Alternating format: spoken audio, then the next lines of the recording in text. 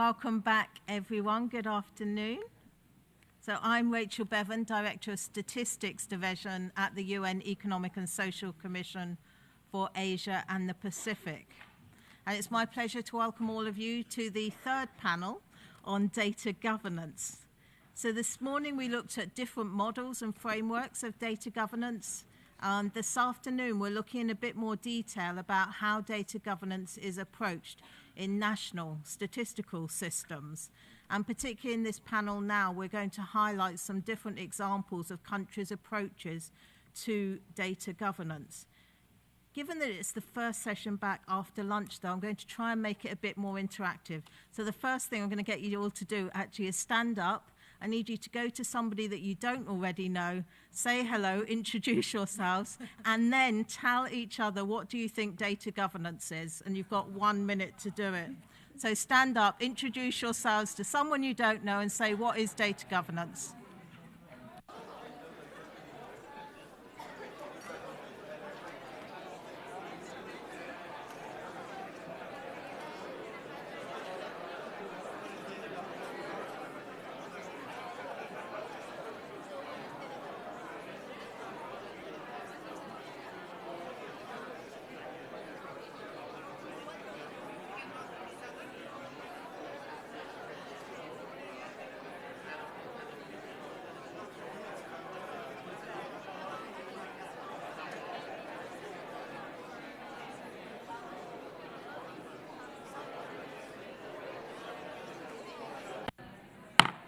Okay, that's exactly. Hello, everyone. Now, I need you to stop talking about data governance. Can you take your seats, please? Thank you. Get the back, some semblance. Thank you, everyone. Okay, can I ask everyone to take their seats, please?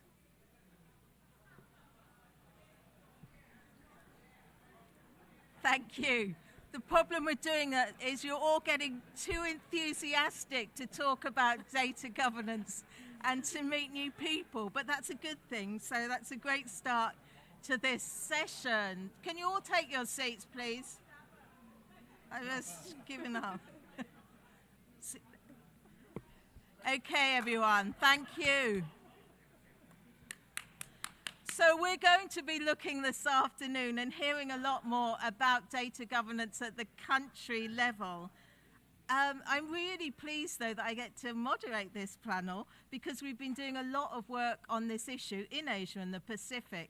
And this really followed a decision by our Committee on Statistics when we met back in August 2022. And at that meeting, we decided that we would be looking at data governance in more detail, but really also looking at how we could share country experiences in this area. As we started the work, we very quickly realized that we all had very different ideas on what was meant by data governance. So we then came up with a definition of data governance, which you can see up there. And I don't know how much your definitions when you were just talking to each other then, and whether or not you all came up with the same definition as I put up there, possibly not.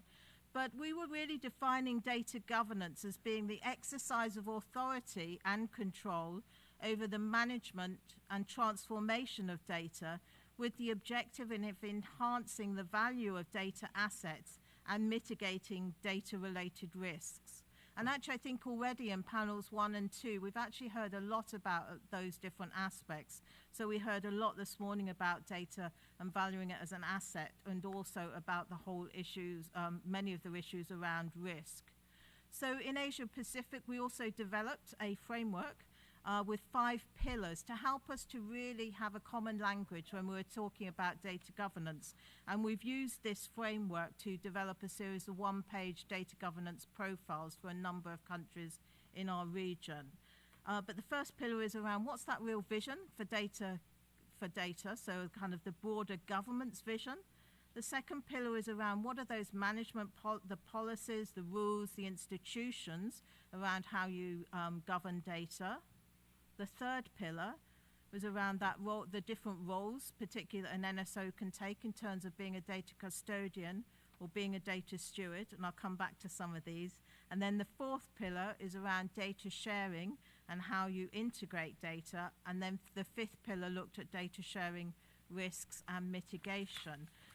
So we were really using that as well to try and kind of get to grips with, what are we actually talking about, so we can actually really find out more about what's going on at the country level, so we can actually really learn from each other.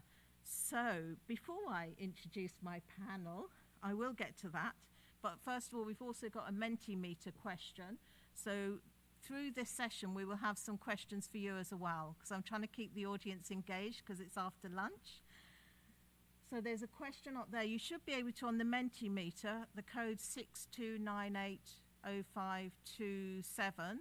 So you can click that QR code or go into it.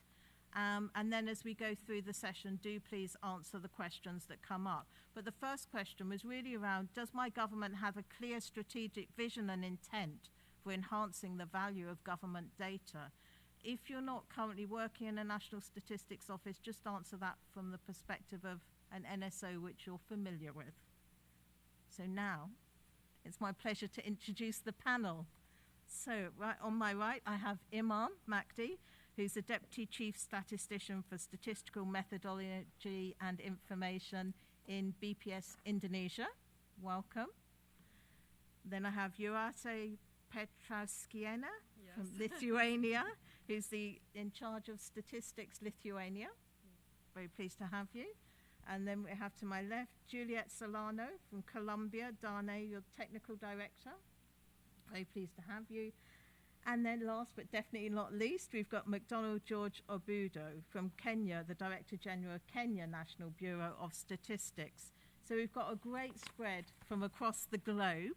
And what I'm going to do through these panel questions is I'm going to ask each panel everyone will have the same questions.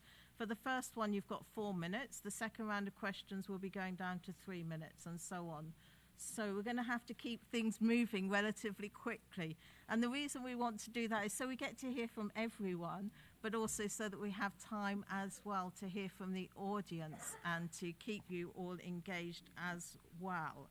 So I'm going to ask each of the panelists the same question, though. So in this first one, what I really want each of you to do then as panelists is to give us a quick kind of elevator trip description of the data governance arrangements in your country. So what I mean by that is the elevator trip is the time it takes to go down to the ground floor. Obviously depends on what kind of building you're in, but for this purpose, we'll keep it to kind of 3 to 4 minutes. And so when you're kind of giving us this broad overview of what's the data governance arrangements in your country, can you really just touch on 3 issues? So tell us a bit about what's the government's vision for data and what's driving that. Is there a strong demand for better stewardship and use of government data, and which institutions are playing a leading role? So I'm going to ask each panelist, so I'll start with Imam, if you want to go through those. And you've got a total of 4 minutes, and I am timing you. Thank you. Okay, thank you, Rachel. Ladies and gentlemen, I would like to explain the answer of the question in context of the data governance in Indonesia. As you may know, that the government of Indonesia comprises the central government and local governments, where there are 34 ministries and 30 government agencies in the central government. Meanwhile, that there are 552 local government as the autonomous regions. So in this context, that they may tend to have their own data management and governance according to their authorities. And in fact, that based on this context, some data issues appear in the government of Indonesia. For example, like there is some issue on the data sharing and accessibility. There are some redundancy data across government agencies, and also the data quality issue. So in this case, that the government of Indonesia is really willing to overcome these issues, that the government introduced a data policy. This is what we call Indonesia One Data, under the presidential regulation, which is released in 2019. So this policy, the data policy, aims to make government data more timely, accurate, accountable, and accessible. Also to strengthen data sharing and integrations arrangements between government agencies, and also to make better use of government data and official statistics for policy making.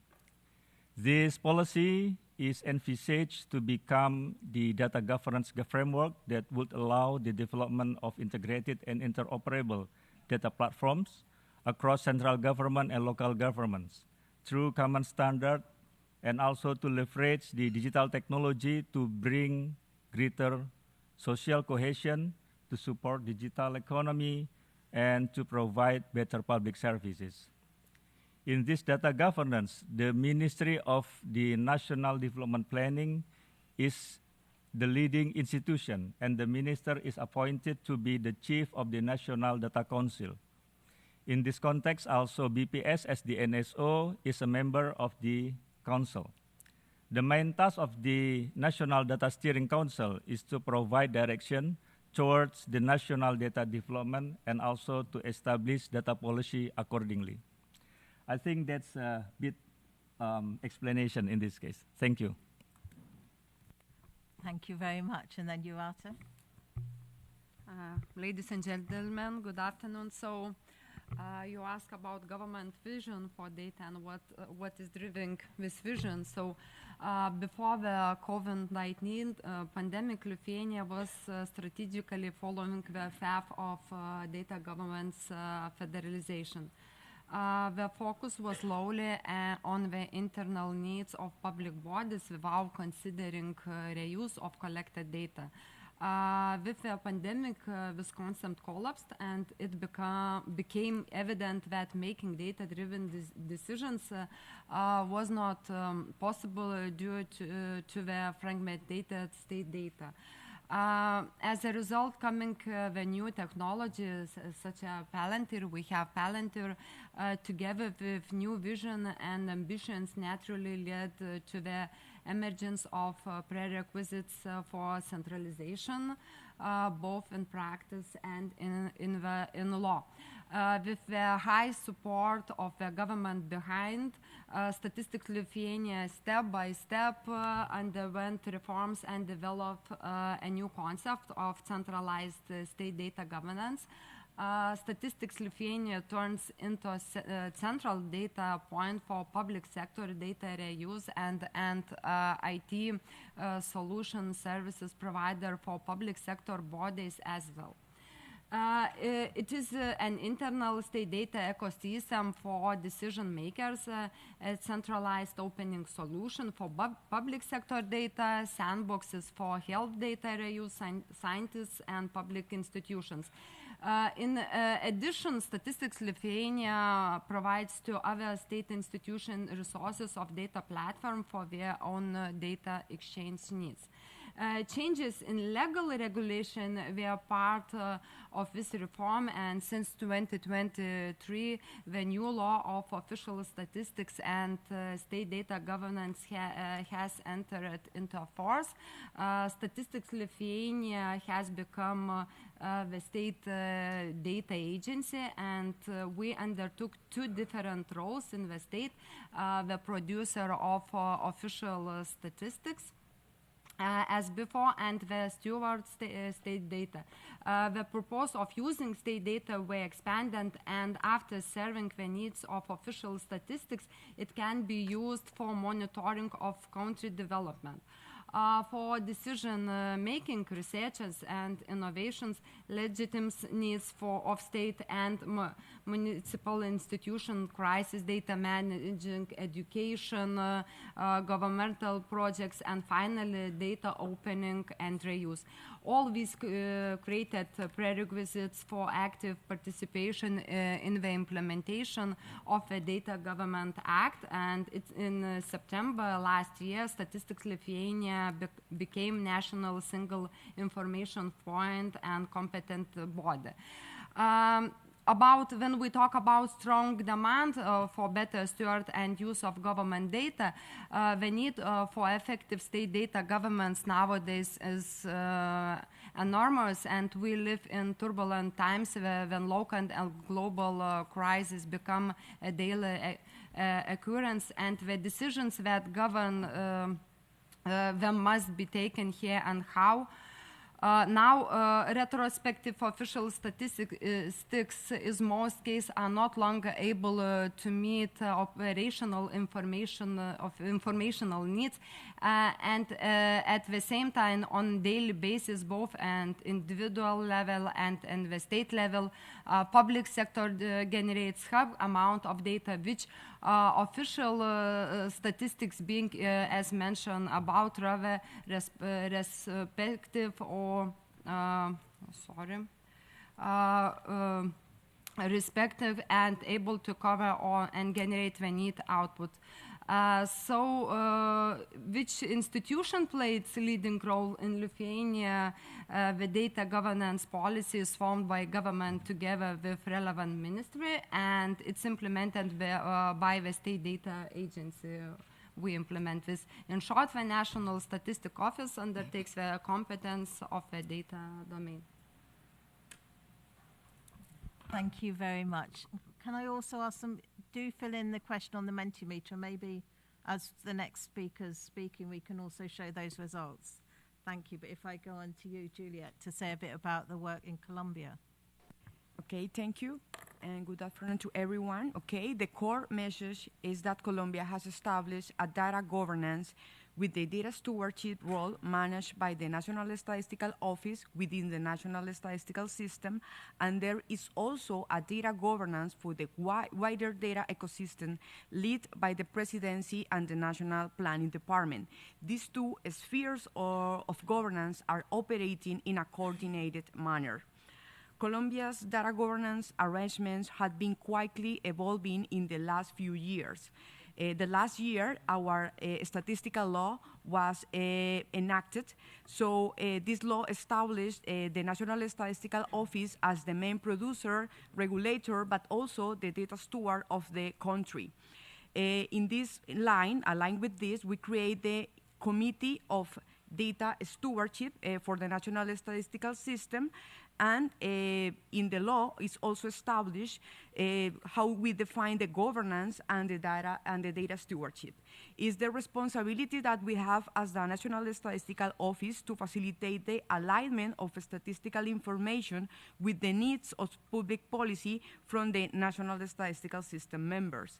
This involves employing technical criteria to analyze requirements, respecting the autonomy of the different entities, adhering to an ethical framework for information use and exchange, and ensuring data protection guarantees. Among the functions of the National Statistical Office, there is also to establish the data governance and administration framework in compliance with the data protection laws we have in the countries. Additionally, we have to define an ethic framework facilitating the integration of statistical information in all the public policy cycle. The role of data steward is deployed through the National Statistical System through this committee, the Data Stewardship Committee, that seeks to promote the articulation with the actors of the National Department Planning, the ICT Ministry, and the Commerce and Industry Superintendency. For the wider data ecosystem, we have the Data Infrastructure National Plan, approved by the National Data Committee, which outlines the roadmap for national intervention to define the state's data infrastructure and the necessary action for its management, implementation, and the long-term sustainability of this data infrastructure of the country. Nonetheless, in the data governance, the challenge goes beyond remembering a bunch of committees with similar acronyms and all with the word data on it, and is to focus on aligning the different work streams and identifying ways in which these bodies can manage emerging demands from data users and producers across the whole system and the country. In terms of the vision, it relates with the purpose of achieving the national development objectives, which requires to facilitate access, utilization, and leveraging data to catalyze social transformation. In terms of the role, the demands for a data stewardship role, we have several public policy initiatives that are focused on supporting, for example, the popular and community economy, strengthening the national care system, and generating target interventions to reduce infant mortality caused by nutrition within ethnic and racial population. Additionally, efforts are on the way to develop new metrics for assessing inequality related to land ownership, real estate, financial assets, and national wealth. Amidst these demands, the National Statistical Office is not only providing technical assistance and guidance to facilitate access and proper utilization of data and statistics, but also designing novel systems and metrics to address these emerging needs. Thank you. Thank you very, very much. And now we turn to Kenya, to MacDonald, if you can tell us a bit about the data governance arrangements in your country. Thank you. Thank you so much for the chance. In the case of Kenya, first we have the Constitution 2010, which provides for the elements of data privacy. It is given in chapters 3 and 4, and then under the Bill of Rights. And we have 2 levels of government. We have the national government and the county government. And counties are 47 in number, and so the Constitution in the 4th schedule provides for what kind of statistics are generated for use at the county level, and then what is it that is meant for the national one. And for the national, it is given squarely to the Bureau of Statistics, the NSO. Of course, there are other players that collects administrative data, and so we are also mandated to put all that together so that we are able to get the socioeconomic database for the country on an annual basis. And so our process actually now starts from the Constitution, that makes it very clear the kind of statistics that is required for each level of government. And beyond that, then the ministries are actually being evaluated. We have 22 ministries, and each one of them is evaluated based on some 15 criteria. The number one of it is on the economic indicators, which is actually provided by the Bureau of Statistics. And so we are involved in that kind of evaluation just to ensure that every ministry is using its statistics properly. We are also trying to take advantage of the situation of the current situation, because the government is very keen on use of statistics, having realized that the data is actually fuel to the development. And of course, it helps in directing resources to areas that would give great impact. Resources are also hard to come by. And when you have something little, then it has to be well informed on how that is going to be used. And so the government is keen on that, and we are taking advantage of the situation to ensure that every single ministry, department, and agency have a statistical unit, so that it makes it easier for us as NSO to be able to get that kind of information. Now, beyond that, there is another institution that also deals with data governance, and that is the Data Protection Commission. This was just formed in 2019, November, and the commission is actually meant to ensure that privacy of individuals, when it comes to their information, is well protected, and that is across the board. So we are in this field with another player that is also trying to look at the welfare of those who are giving that kind of information. But not that in the Bureau we do not have it. Of course, the element of confidentiality is key in data collection, and it's also helping us to ensure that we are able to get the trust of the people who are giving us the information. And so we are also part of that element of ensuring that there's protection of individual information. And each time we are doing analysis, it is the data is anonymized so that we do not have any challenges when it comes to sharing that kind of information. Thank you. Thank you so much. And I think from what we've heard there, and also from what you can see on the screen, that actually it's not, you know, the situation is very different in different countries. And it's interesting to see that not everyone's saying that there is actually, that their government has that very strong, clear vision for data.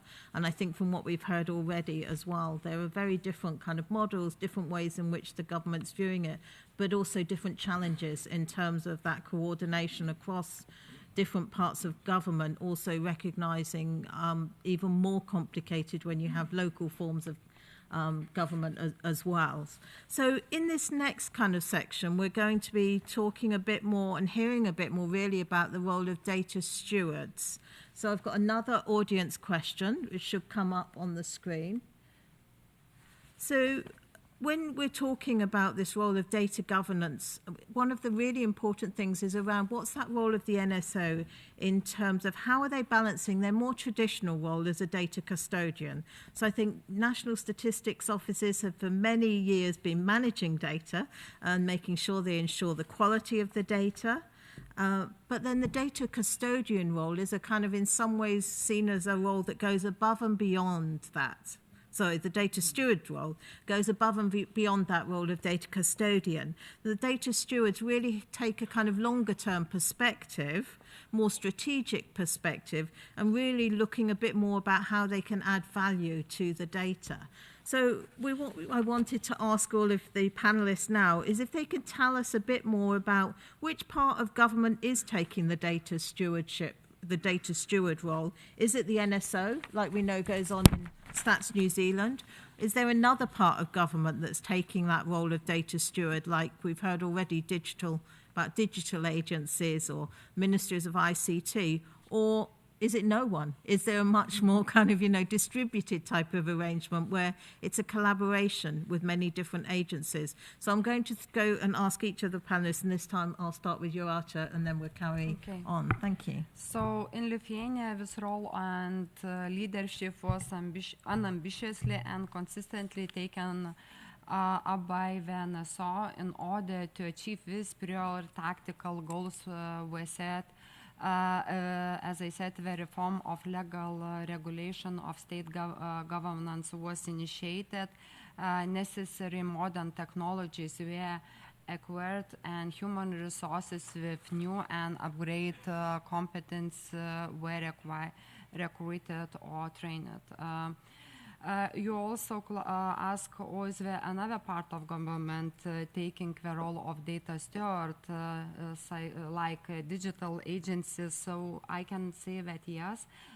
In Lithuania, the Information Society Development Committee institution who also has a certain role in data governance, which is responsible for the development and maintenance of state data centers and the state's cloud infrastructure.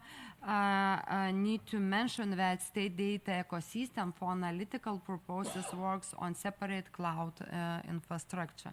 And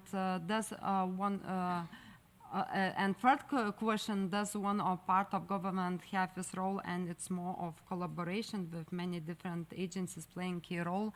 My short answer, no. So. Thank you, and do keep putting your answers as well to the question which we've got up there. But actually it's quite interesting already that that there's a spread of views on this one. But if I can go over to you, Juliet, to tell us more about the situation in Colombia. Thank you. Okay, thank you. As I was mentioned at the beginning, the statistical law established the National Statistical Office as the data steward within the National Statistical System. Our system comprises not only the public entities, but also private entities that provide public services that has a statistical production or manage administrative records. These roles involve advising on sources, statistical methodologies, processes, and analysis related to statistical production. It also entails guiding the integration of various data sources to inform public policy. Additionally, it includes capacity building efforts for data producers or register managers, as well as providing guidelines for implementing regulation and quality. Furthermore, the Statistical Office fosters the statistical planning both at national and subnational levels and contributes to the development of frameworks for considering data ethics. However, the effective implementation of these responsibilities requires collaboration with key stakeholders such as the National Planning Department, the Ministry of Information and Communication Technologies, the Presidency, and particularly to ensure the execution of strategies related like the interoperability framework. In essence, while the National Statistical Office plays a leading role, collaboration with other actors is essential for effective implementation. So the short answer, we are some way in between New Zealand and sharing the role with other entities. Thank you very much. And then if we can come to you, McDonald, about the situation in Kenya. Thank you. Thank you so much. Again, the NSO Kenya, that is Kenya National Bureau of Statistics, is actually the leading agency when it comes to data collection, analysis, and dissemination. And of course, it is also taking the role of coming up with structural frameworks that are required.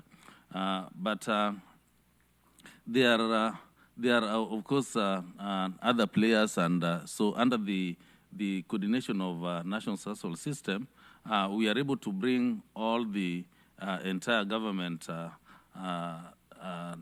framework into this, so that the entire data ecosystem is actually complete. So we are able to, through the coordination, we are able to share out what is it that is required of those other producers, because again, it is about standardization. Do we have internationally agreed methodologies? Do we have, do they have the good practice around it? Do we have standards followed? And through that, we came up with the code of practice. Actually, this one we were assisted by the ONS UK to come up with the code of practice that currently we are implementing. We also have the data quality assurance frameworks that we are also sharing with all the players, so that at the end of the day, we are able to produce data that is sound. Now, that is not just only to the government institutions. Non-state actors are also part of this. So that means we have gone beyond that to cover the civil society organizations to also to be part of this system and share with them what we expect of them. And actually, we have seen quite a big change in that data that we never used to use from the non-state actors, we are now finding it very useful. And you know, government might not be able to get all the statistics that it requires, but this kind of statistics could also be lying somewhere amongst the other players, which we have not been having access to. But now it's a question of, if we provide the standards and the methods and they apply that, then we admit that one as official statistics. And this is actually well taken care of in our mandate that was within the act that was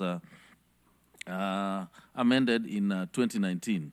So that puts us in a very good position to ensure that we bring all the players together. So we are not the only one, but we are the regulator in this. Lastly, about if there are any other players in this, yes, we have the Ministry of ICT, which is also helping in ensuring that there's what we call the digital superhighway and creative economy, given as one of the core areas of interest for the current government. And it is doing quite a lot of work in educating the youth, coming up with the infrastructure like the Wi-Fi across the country, and a number of other programs that are even supporting the ICT graduates to get better. And so all this is actually contributing to the good use of statistics. Thank you. Thank you so much, and interesting again to hear a different approach. Imam, can you tell us a bit now about who has the data steward role in Indonesia? Thank you. Okay, thank you. As I mentioned before, that Indonesia One Data initiatives basically becomes the data governance framework in Indonesia, which is applied to all government institutions within the central government and also local governments. The setting of data steward in this case, the government of Indonesia apply both distributed and also centralized approach, or we call hybrid approach. In the context of distributed approach, every government agency has to set up the role of data custodian and steward, which are responsible for data management, security, data quality, data sharing, and dissemination within its own government institution.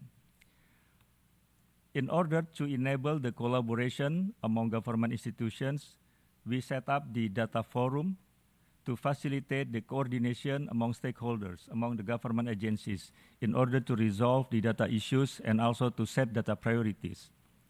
In the context of centralized approach, BPS Statistics Indonesia plays central role as the national data steward, which has the responsibility of providing statistical guidance, statistical recommendations, and technical assistance and capacity building.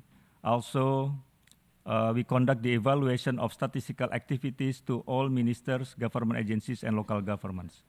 For example, in 2023, BPS Statistics Indonesia conducted statistical evaluation to more than 600 government institutions all over Indonesia. We assess their maturity levels of their statistical activities, and at the end, as the result, we also provide the statistical recommendation, what aspect that need to be further improved. So based on the statistical recommendation, in 2024, we conduct the statistical capacity building to all government institutions based on our recommendations, and also try to re-evaluate the performance of their statistical activity at the end of 2024. So by having this kind of the data stewards task, by doing the continuous improvement mechanism, we expect that the statistical data quality, data sharing, and data capacity at the government institution can be improved further. Thank you.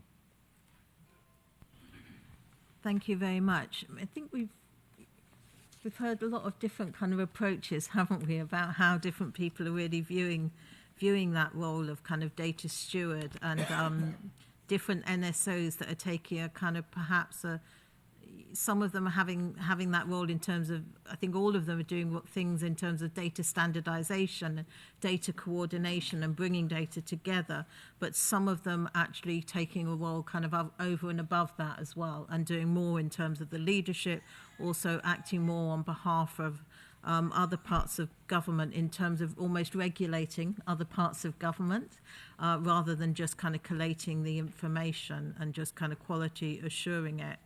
And I think we can see as well from the results of the Mentimeter here that there's quite a wide range of different answers on this as well, about whether or not the NSO does have that clear mandate as acting as the data steward for the data. So kind of, maybe just over half agreeing or strongly agreeing, but actually quite a few in there that are disagreeing.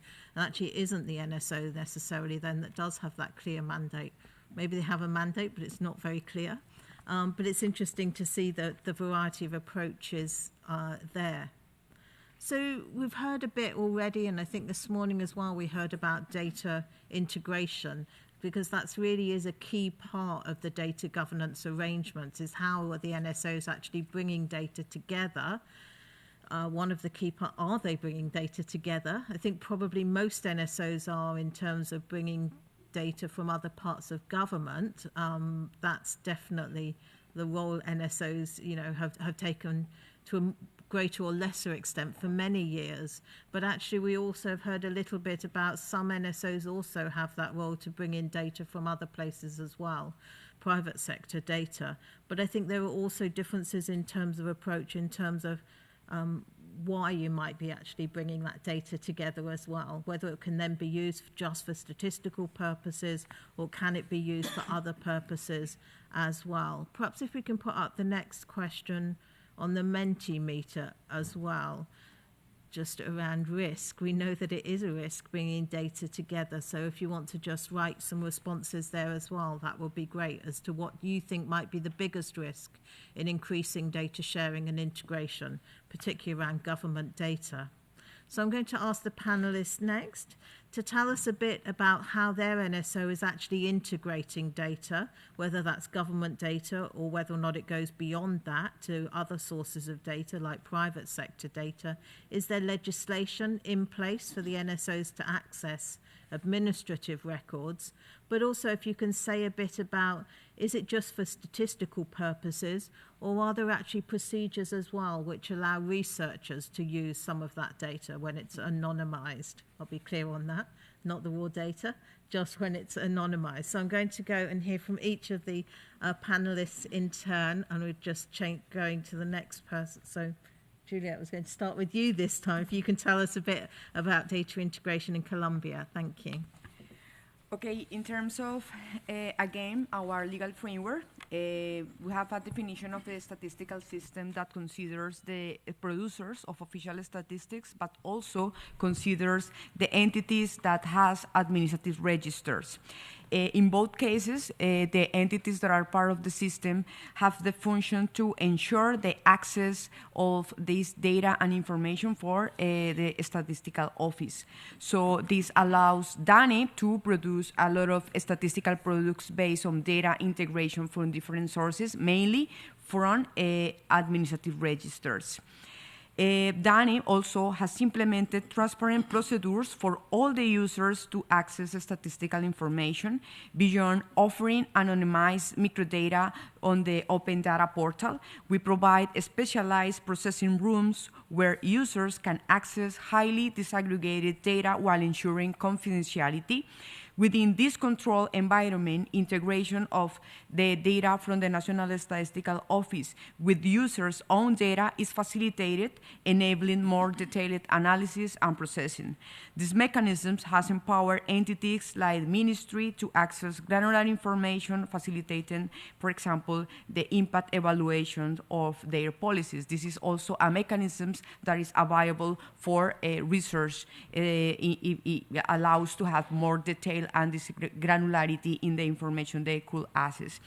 We acknowledge there are requirements that go beyond this information we are providing to the official channels. So we also have a statistical reserve committee through which we analyze additional requirements and demands regarding data integration of access of statistical information. And we decide based on the motivation and the use that is pretend to have this data, if it is possible to guarantee an additional access. But everything, or in all the cases, we are ensuring that the statistical reserves and confidentiality is guaranteed. Through the Data Steward Committee that we have at the National Statistical level, we also facilitate the access between different entities of the system. DANE has the possibility, the National Statistical Office has all the possibilities to access the different data sources, but this is not always the case between the different entities of the National Statistical System.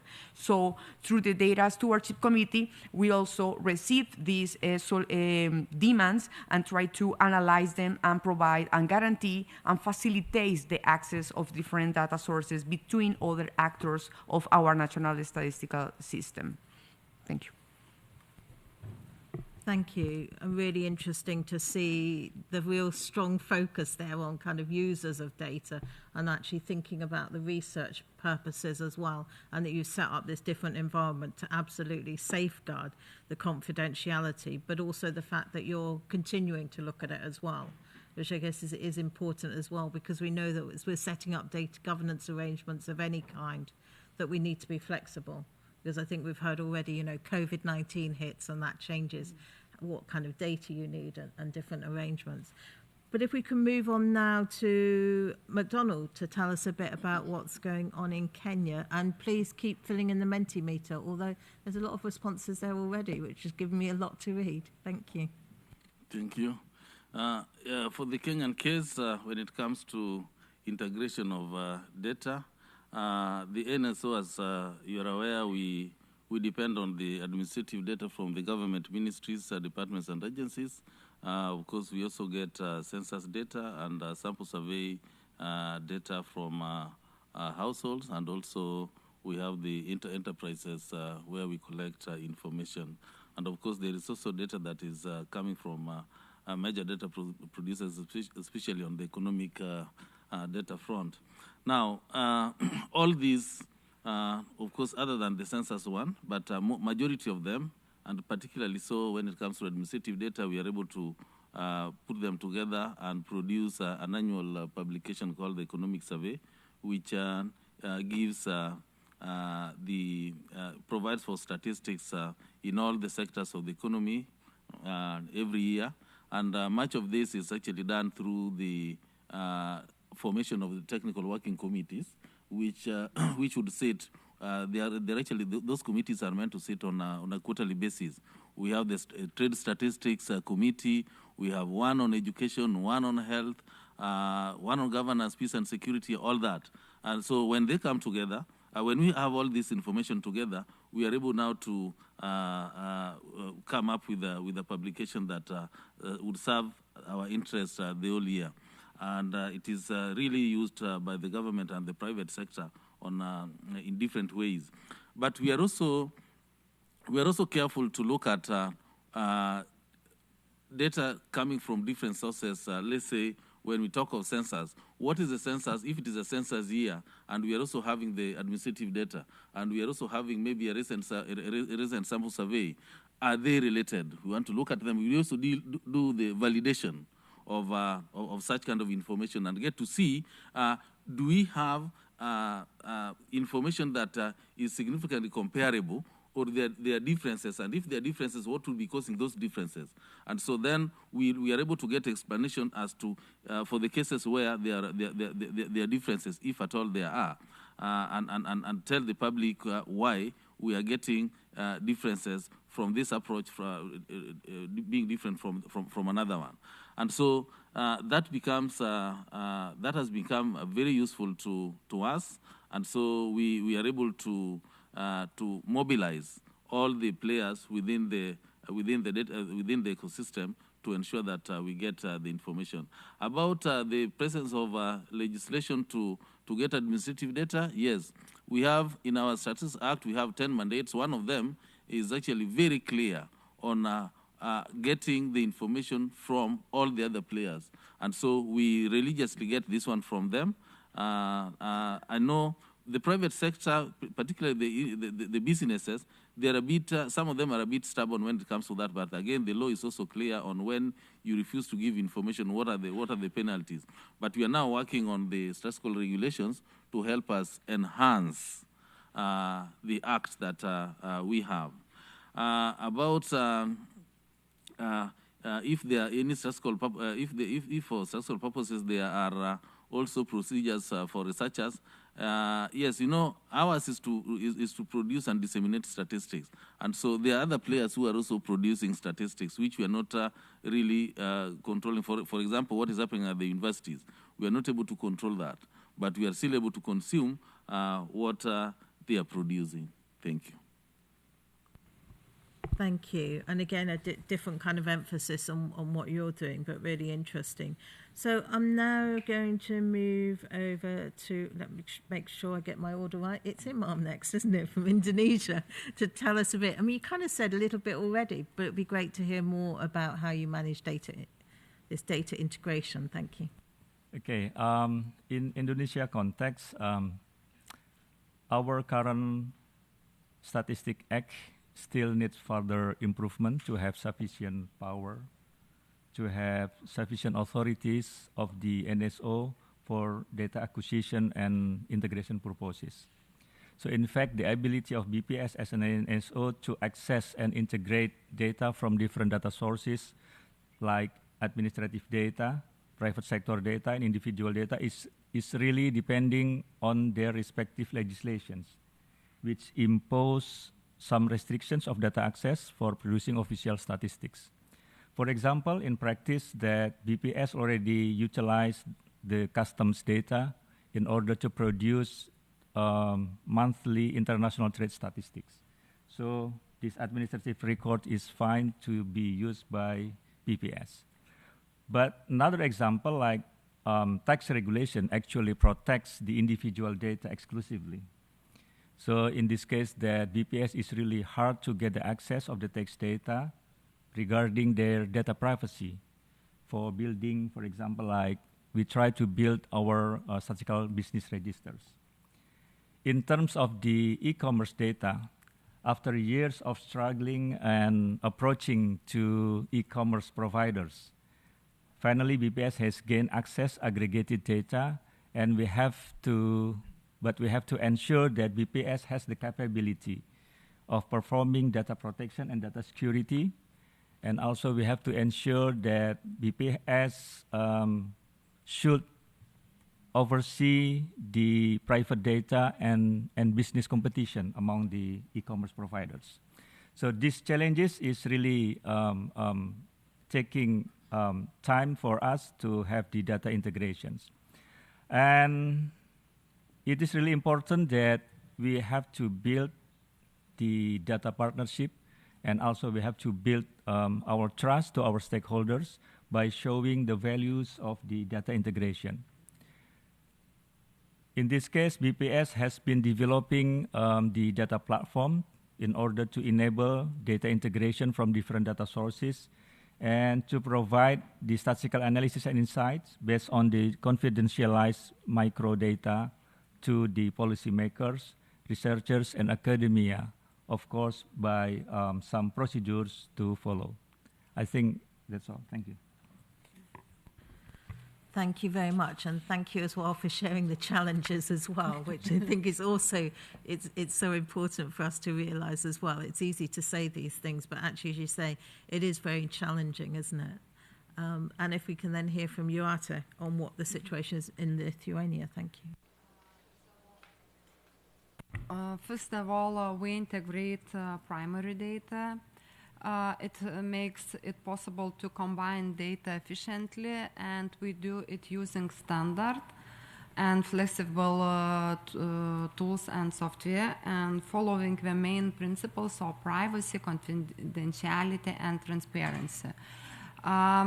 Yes, the National Statistics Office of Lithuania has mandate to take and collect public sector data for the purposes set out in the law, not only for official statistics.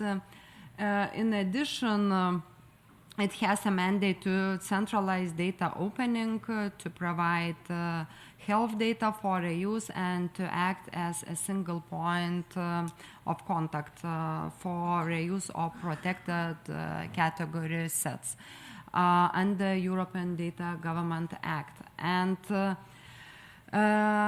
the purposes of public sector data reuse have been expanded, and now in Lithuania the public sector is obligated to share the accumulated data for following purposes: official statistics, research and development, innovations, educational purposes, monitoring and analysis of state economic and social development, decision-making in public administration, prevention and management of epidemic and other critical situations, and opening and reuse of state data. And the State Data Agency ensures the safe use of data for these purposes. So we have sandboxes for use this. So. Thank you very much. And I think we can see quite different approaches, also differences in terms of how wide we're actually going in terms of bringing data together, whether or not it is just for government, but whether or not it is actually going much broader than that. And I think we can see as well on the screen, although some of this text is very small for me to read, but I think we can see some of these risks around that sharing and integrating of data, the confidentiality issues which we know about, but also trust and what happens if we breach that trust. And clearly that is extremely important. But I think what's also interesting here, there's quite a few people that have put down things around technology as well, and the technological challenges, and also, things like political will. And I think that comes back as well to the first question around that vision for data. We only really integrate data insofar as that's actually the government's vision for that, but then also perhaps as well, only as far as the public also will almost allow us to go as well. That comes back to that issue of trust and really understanding, what the public's vision is as well for data and what they think is acceptable. So I have one final question each for the panelists, and that means that you in the audience can be thinking as well about what you might want to ask them. And I'm just going to ask a final question to each of them, just very briefly, to say, if we're thinking about the future, what one change might you expect to take place in the next 5 years in your role, in the role of your NSO? So just one kind of quick answer on this. I know it's asking a lot, and I'm going to ask McDonald for you to start from Kenya. So just tell us, in the next 5 years, what one change might you expect in the role of the NSO? Thanks. Thank you for the question.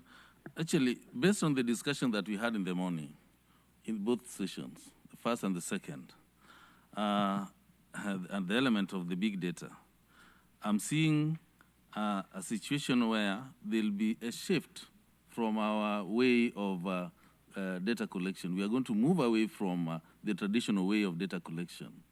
And as that happens, then definitely the legal and institutional frameworks are also going to change to realign to the new requirements. That is one thing for sure that I'm seeing coming up. Yeah. Thank you. Thank you very much. And then I'm going to Imam.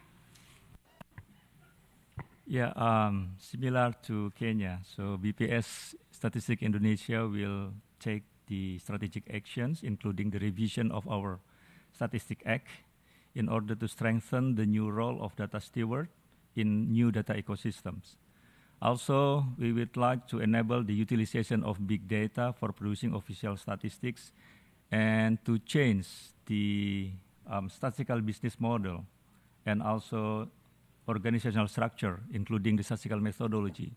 We would like to change from traditional data collections to data acquisitions and data orchestration. We would like to change also from probabilistic sampling methodology to data modeling methodology. Thank you. Thank you. And then Jūratė, from Lithuania perspective. We know that the world in which we live is changing rapidly, and we expect things like the rise of artificial intelligence, cybersecurity will all have a big impact on the works of NSIs. So there has been fundamental changes in production of official statistics, in particular the extended of use public sector and privately held data for its productions. So that's all. Thank you. Some big changes there. And last but not least, Juliet. Thank you. Okay, thank you. In the next 5 years, we hope we could achieve to transform the vision of stewardship into practice, which means implementing the plans that I mentioned at the beginning and evolving in our practices. Applying an approach of data stewardship requires not only sound policies, but different sets of values and work culture. Through this change, we can be sure that we have an ecosystem that recognizes the value of data, the difference with official statistics, and the importance of having clear principles that can empower citizens to drive data use and reuse. We also propose to lead as data stewardship of the national statistical system, the capacity of the system to provide a wide range of statistical products to satisfy the needs of public policy in the national and territorial level through the use of different data sources, considering administrative records, but also alternative sources generated by the private sector. We also have a strong interest in increasing the use of new and innovative methodologies like machine learning, natural language processing, and the use of a small area estimation as a way to generate more granular products that could preserve statistical confidentiality but also enables a wide use from the different stakeholders. One of the key themes that I want to establish again is the importance that these governance conversations are not inclusive and do not focus only on the producer's perspective or the public one, but with the user. It's important to consider the users and now the citizens. But and we hope, as the part of the discussions we are planning to have in the World Data Forum, we continue this conversation, and we hope to see you there so we can continue engaging with users, stakeholders, and the whole data ecosystem around how we can improve our role as data stewards. Thank you. Thank you very much. So before I attempt to sum up what has been an incredibly rich discussion, can I just ask the audience if you've got some questions and it would be helpful if you can say who you are, where you're from, and maybe who your question is directed at. And we've got a few minutes, so please do put your hands up. I'm trying to look, it's a big room. Okay, I'm going to go to Angela first of all, because she put her hand up very quickly. If you want to say who you are, although most people know you. Angela May, I'm the head of research at the United Nations Office on Drugs and Crime. Just a quick question, maybe to all. What is the difference between data governance and statistics governance? And so what is that, also at national level, is there a difference? Okay, other people, if you want to put your hands up, I'll get them to answer quickly and then we can get some more questions. The difference between data and statistics governance. Anyone want to attempt?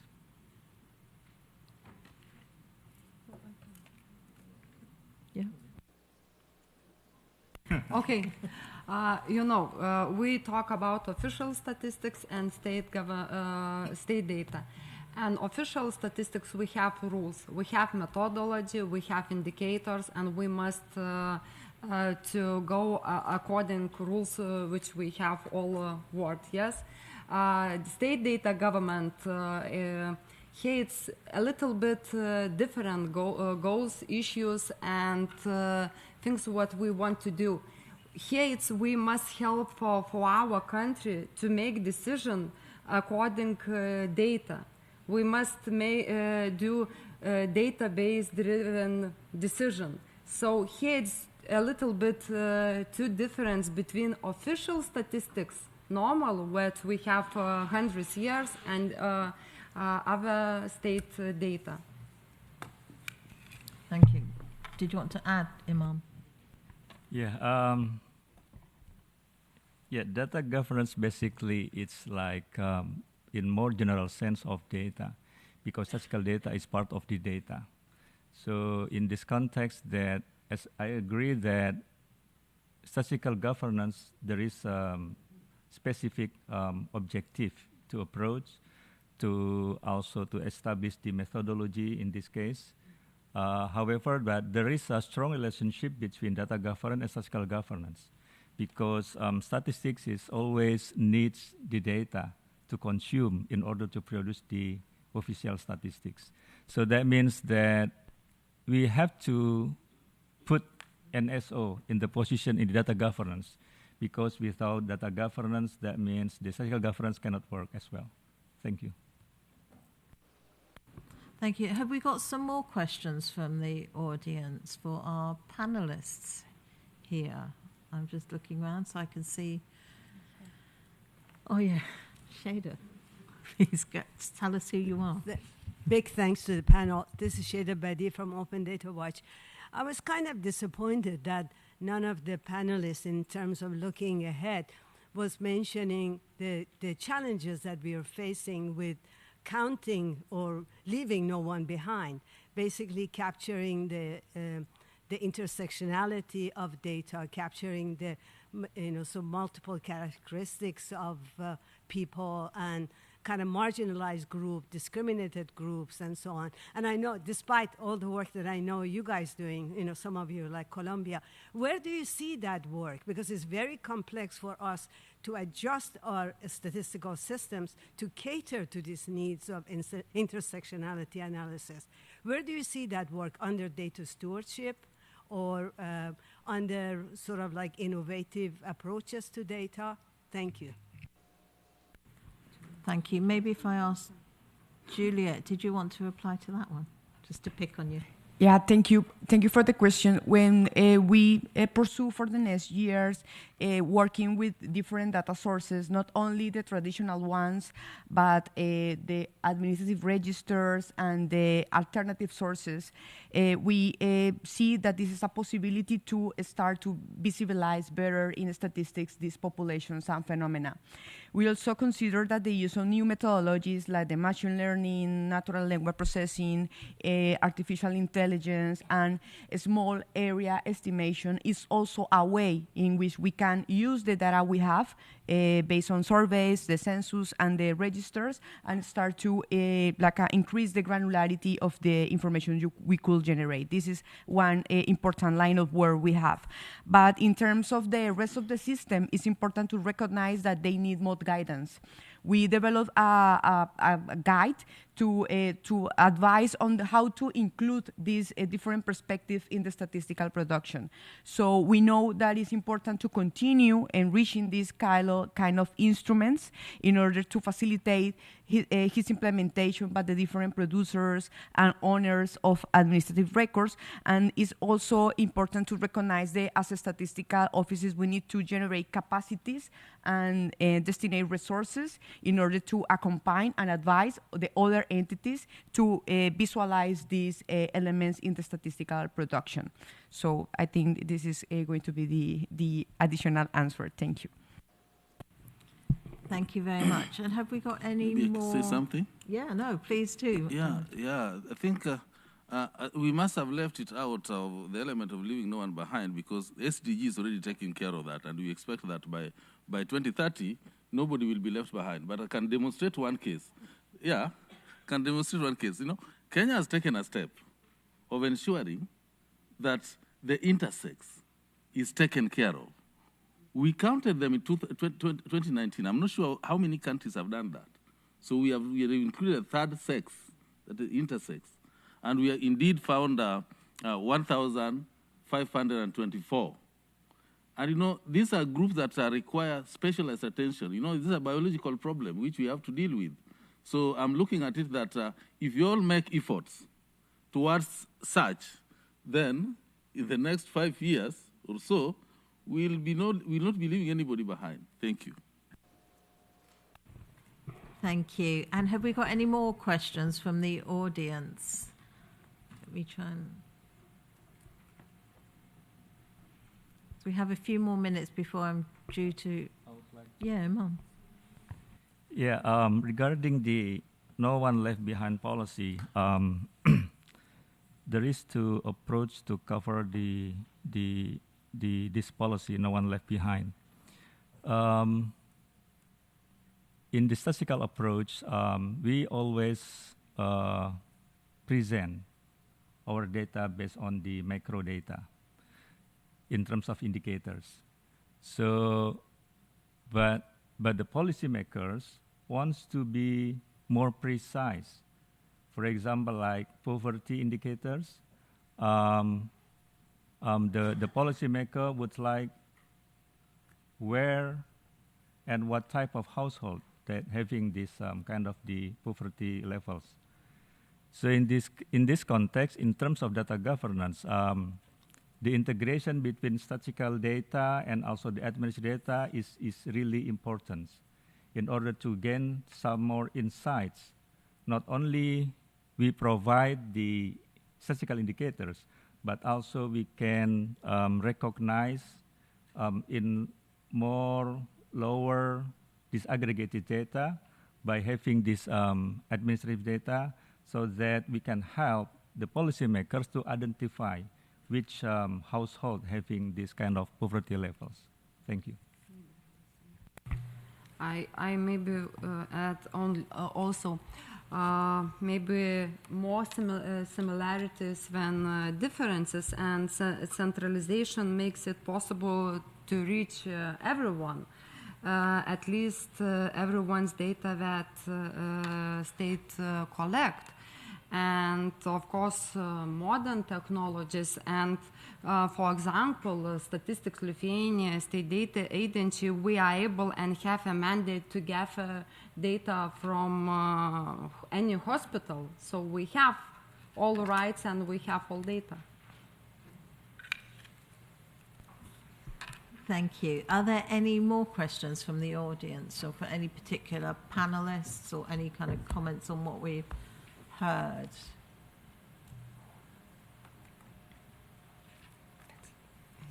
I'm just looking around, I haven't missed anyone.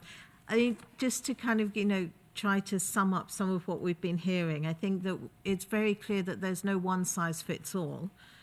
Governments have very different visions for data, as do populations as well. But I think that what we heard as well, and that one of the themes that came out, I think, from this morning, is that whatever data governance arrangements we have now are not going to be the same in 5 years' time. So whatever we develop, we shouldn't be seeing these as kind of once and for all. These are very much just, these might work now, but I think we would all agree the world in 5 years might be quite different. So whatever we do now, we will probably also need to be kind of continually updating it. And I think related to that as well, from what we've been hearing as well, the role of an NSO is constantly changing and evolving, and it's certainly not shrinking. It seems to be expanding, and expanding in different ways, which I think creates a challenge for everybody probably working in NSOs. But we really do see that expanding scope, whether it is in terms of, the breadth of different types of data sources we're having to deal with, the fact that we're not just managing surveys and censuses, it's also acquiring data from other places as well, from private sector, but also we heard this morning from citizen-generated data as well. And the scope, is, in terms of an NSO, is really changing then. They're expanding their role as well in terms of how they work with others and how they work across line ministries and across different parts of the government. I think another thing we heard about a bit more perhaps this afternoon as well was also that focus on users. The NSOs are also changing in terms of how much they're focusing more on users and really appreciating the fact that it's not just about producing information, it's about really producing data even, it's about producing information for users, which really helps them in the different roles that they have. So we've heard an awful lot, I think, through that panel session. So, and I was attempting to finish a bit earlier so we had time for a break, which I was told that was an important thing for us to make sure that we had this afternoon. So I want to say a huge thank you to each of our panelists for really being willing to share so much about your different situations. So thank you to each of them very much. And thank you to everyone as well in the audience for your participation and for being part of this event. So thank you, everyone.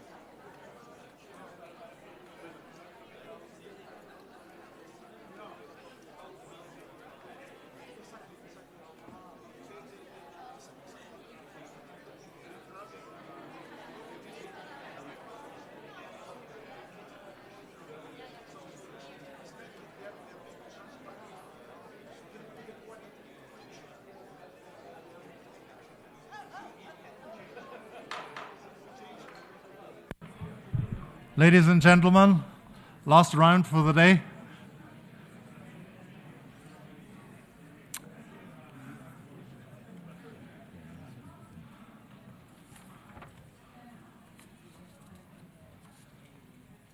So, thanks for coming back. I know it's by now it's been a long day. I mean, this is session 4, but I promise you it's the last one. There's nothing after this. I hope you had fun with, I promised you a bit of a journey this morning. We're traveling around in different parts of the ecosystem and the universe. So I hope you enjoyed that. But now we are bringing it home with this last session, and I confess publicly I'm a little bit selfish here. I have to try to manage the Statistical Commission, so I want some advice from you.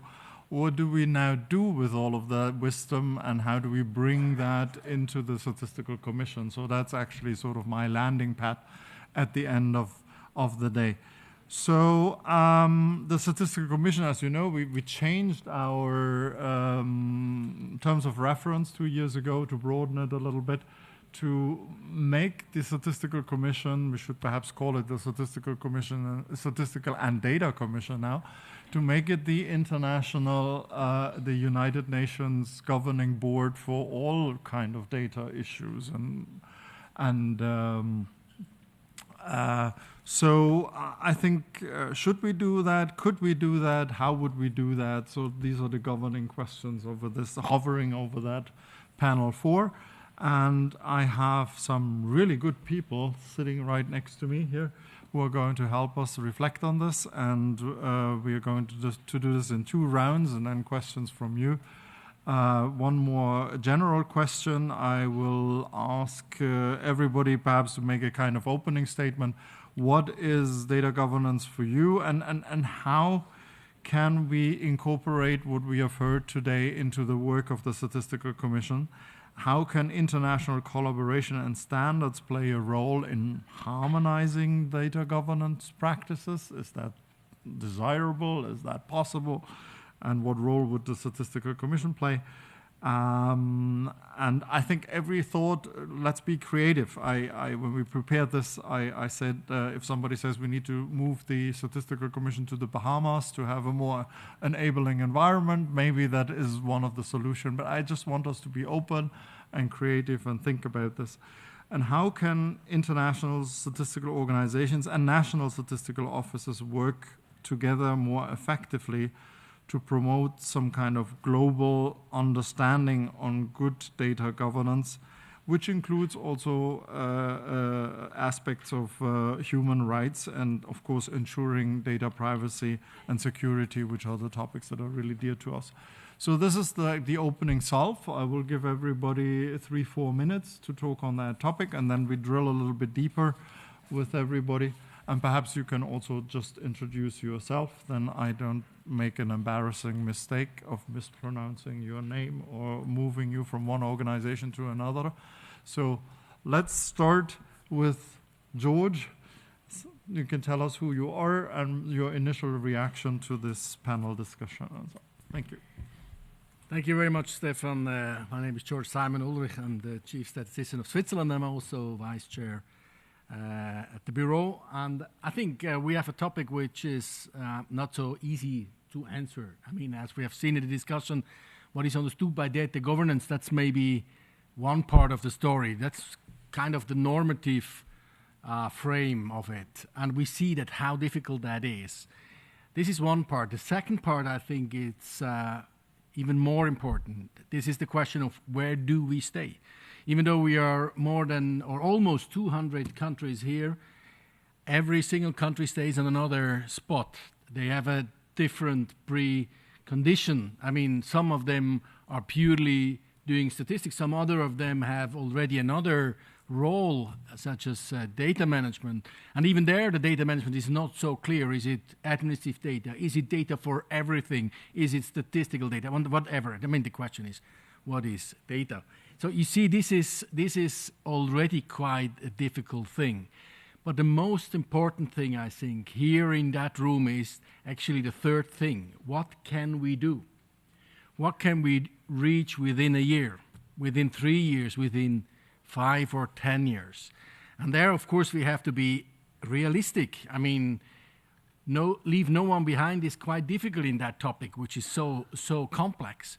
But find common ground, I think, is the competence that we should have here. And it's not just do an analytic part of where we stay. It's not just learning from each other. It is really find common ground and go away together. And just to remind, the Statistical Commission has adopted new terms of reference, which gave the responsibility not only for work on statistics, but also on data. And I mean, this is not just a word. This is something that we have an obligation to do. And what we can expect from this commission is not just talk what can we do, but really start doing something. And I think this is the most crucial element in that topic. I can speak much longer, but I think this is the core message I want to give. Okay. That's good. That's good. We'll get back to that. I mean, and I promise you'll get another chance. Steve. Hello, everybody. Good afternoon. My name is Steve McFeely. I'm the Director of Data and Analytics at the World Health Organization. But for the purposes of today, I'm also the co-chair, along with Angela, who you heard this morning, of the Chief Statisticians Group that have been working on the international data governance. So first of all, I just encourage everybody to go onto the website, go to CEB and look for Pathways to Progress and download that report. So if you're wondering what data governance is, there's a lot of rich material there.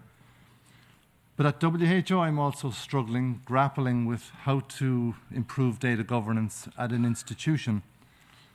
So for me, data governance is really about the rules and procedures, the standards that help us to improve data quality and do a better job. So things like data access, data sharing, risk classification, things like, are our data, should they be all publicly facing? Are some data confidential? Issues like data protection, privacy, quality, all of these issues together are elements of data governance. So for me, today, listening to the discussion, I'm really, really happy that we're having the discussion. Probably the thing that made me happiest of all of the remarks I heard was the SGAP kind of framework, when I saw that they had explicitly made the link between data stewardship and data governance. For me, that really resonates, because to me, that really makes sense. So I'll stop there. Thank you. Thank you, Steve. Yusuf. Yeah, thank you. Thank you, Stefan. How are you? Very late afternoon.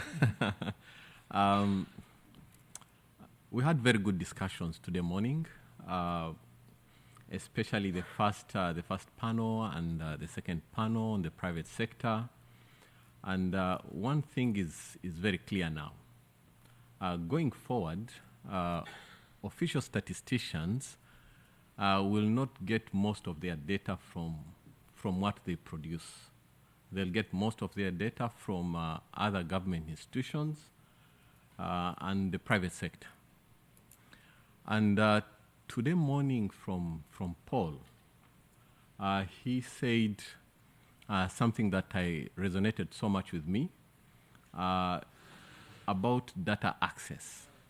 One of the biggest challenges that we are going to see going forward that is very important to our work is data access and how to govern that. And he also talked about capacity to do that. And reflecting on that, I realized we have about 5 issues with data access that we need to look at carefully at the Commission level and see how we address them going forward. One of them, of course, these things we've been discussing over time, but as it was clear, we need to keep on discussing these things because the context is very dynamic. First of all, legal issues, policy issues, practice issues in terms of data access. Then technology restrictions. Many countries, especially low-resource, low-capacity countries, are struggling with technology and tools to access and share data. Then also the ethics issues, privacy issues, and trust issues. And here we need to strike a balance between facilitating access to data, but in a responsible manner, in a manner that allocates accountability to those people that are accessing data and those people that are sharing data. Then human capability issues. We see in some countries, even where everything else is available, we still struggle with accessing data and sharing data because of capacity issues. And for example, from our experience, we see in some situations where because of human capacity issues, they are very conservative in terms of sharing data because they are not confident of the kind of data that they are giving you. It's their data, but they don't master the data. And they don't master how you're going to use the data and how to control it. And the solution to that is being very conservative and restrictive with data, which is not what we want going forward. There's a final issue that I think we've not discussed so much about cost restrictions with data access. And here I think we need to be discussing more about how should we access data vis-a-vis costs. Should official statisticians continue? By default, we've been accessing data for free. Will we continue accessing data for free going forward? Will we be paying for data handling costs and management costs? Or should we be buying data at commercial rates from whoever has data? We have to deal with this in a way that makes it sustainable. And of course, many stakeholders in this area have a lot of interest. And for example, in Rwanda, we've done all of them. Traditionally, by default, we've been getting data for free. We have a very strong statistics law. But as we move forward, we realize that when we start asking for some institutions' data, we realize they are restricted by the investments they need to put in to make the data useful for us, and they're not willing to put in that investment. So sometimes you have to invest in the handling and processing to be able to access the data. But with some private organizations, especially like those dealing with just partial information and so on and so forth, you strictly have to buy. You strictly have to buy, and sometimes at commercial rates. And this is very difficult for many statistics officers. So I think this fifth element needs to be thought through very well. And as we had discussions in the morning we had discussions this morning about the East, European countries, North America, who owns the data, why should we be paying for the data, paying who, at how much. These are things that we need to figure out going forward. Thank you very much. Well, thank you, Yusuf, and thank you for highlighting so much that access aspect and introducing also the idea of. We talked a lot about the value of data, but now you also say what's the cost of data? I mean, and sometimes those things are obviously also they are related. Shada. Thanks. Thanks for the question. What I took away from today and listening to amazing interventions is that really, as George says, data governance is really a complex concept. And I think one of the things we need to try to do through the UN Statistical Commission to come together to common understanding of what is data governance. So that would be one of the tasks that we should take on.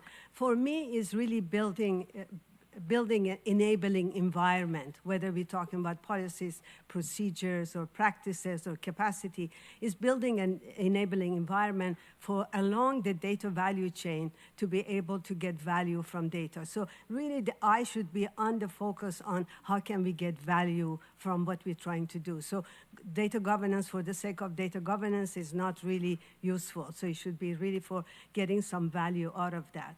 So the second question is that recognizing this complex ecosystem that we're talking about, whether we're talking about at the technical level, at the legal level, ethical, and, sort of this data democracy level, the accountability level, all these dimensions are already complex, but we'll see that they're also evolving and changing. So the attitude we take together as this community should be really humble attitude of considering, always working together and researching and trying to learn more of what is it that we don't know, but built on what we know and built on what we have done and what we're doing really well. And related to that, I looked at the past 5-6 years of UN Statistical Commission.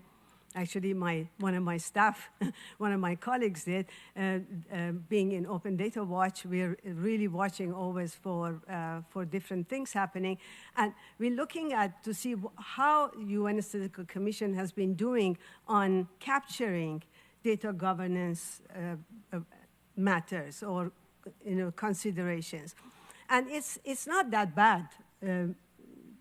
Stefan. So we've done pretty good in a number of areas that, like open data and, of course, citizen-generated data discussions.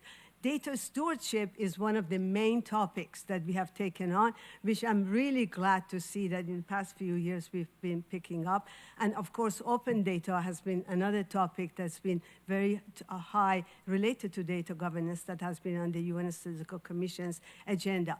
But looking at it and looking at what we discussed today, we really need to do better.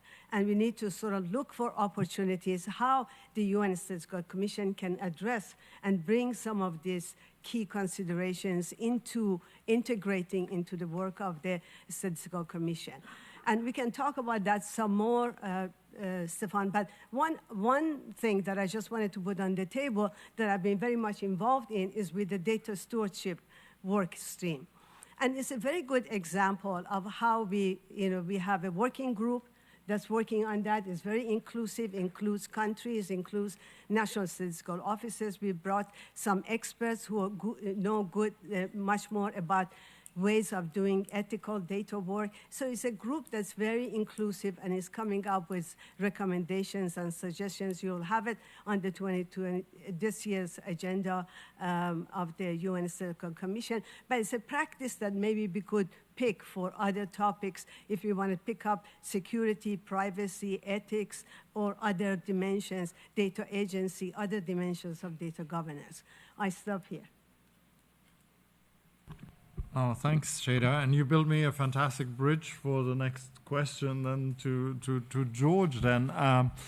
In terms of the Statistical Commission, I also feel the Statistical Commission is, as I said this morning, looking at bits and pieces of what's that famous joke about the elephant? Depending on which part of the elephant you touch, you describe an elephant differently. But I mean, we seem to have difficulties grasping the totality of the elephant. I mean, we're covering, as I said, you said it, we have a data stewardship work stream. We talk a lot about management and organization and legal frameworks. We talk about quality assurance frameworks. We could talk about fundamental principles, and we talk about big data, and in that context, very often, how do we interact best with non-official data stakeholders and so. But it feels sometimes a little bit dispersed, and so I mean, so what can or what should the Statistical Commission do in the future? And George, I wanted to pick your brain whether you have any ideas of what we could do. And also one question I then always have is: are we missing something? Is in the discussion of today an aspect of data governance that is not yet somewhere on the Statistical Commission agenda? So the first question: are we still missing something? Can we do better by putting the themes somehow together, or the interlinkages? Should we have a separate data stream on data, work stream on data governance, and is that just duplicating? And then the other question is, of course, how far can we go? The Statistical Commission is normally in the business of harmonizing and normalizing things. Is this an area where the Statistical Commission can really facilitate international cooperation to ensure consistent and harmonized good data governance standards? Will we ever have something like that in the future? You always ask questions, you can write books about it to answer this. And that makes it quite difficult being precise on one side and answering the question. I mean, one of the things is, do we meet the expectation of the ones we do this, what we do? I mean, and it just reminds me on Tuesday I met the president of ECOSOC, and we had a great discussion about the role of data within the UN system and the member state. Data governance will help us to have more access to data, but also, and that's very important, define the role we have in a national and global data ecosystem. The Statistical Commission may, in the future, be the UN Commission on Data and Statistics. Will have a key role in that discussion. I mean, your question, can we do better? I mean, this is a rhetoric question. We always can do better. And the thing that changes, we are not anymore in our own silo. I think I don't say anything that you do not already know. But at the end of the day, we have to deal with the reality we are in. We are not the multi-techies, you know, were mentioned, like Facebook, Google, and them. I mean, they have their standards, they have their platforms, they have their products. They went a different way than what we can do because we have to deal with other topics. But we have, of course, some similarity, like dealing with privacy, things like that. We could also learn from them. But one of the difficult things is sticking to the task we have and then finding common ground to work with others, specifically our role, the data that we have, giving it back to the people that can make better decisions on that, is competing sometimes with data from the private sector, and they want to make money with it. They don't want to give it to us because then they would lose their money. So finding common ground there is difficult. And so what can be our role? I mean, you know, this is sometimes also difficult to answer because when I look back, Shaida mentioned it, 5 years ago, the word data steward, that was a rounding in the room here. You remember? And today it is part of our normal terminology, and we understand what is meant by that. So it's difficult to say what can we reach, but I think having a vision where to go is good, and then we have to deal with the reality. One of the vision, I think, is of course continuing with the discussion, but trying to not only focusing the statistical world, but also opening what is going on the rest of the world, with whom we can work together, what can we learn, without losing the path of our principles and the know-how we have. I mean, one of the things I think in an ideal world would be, of course, that all data is harmonized at the source.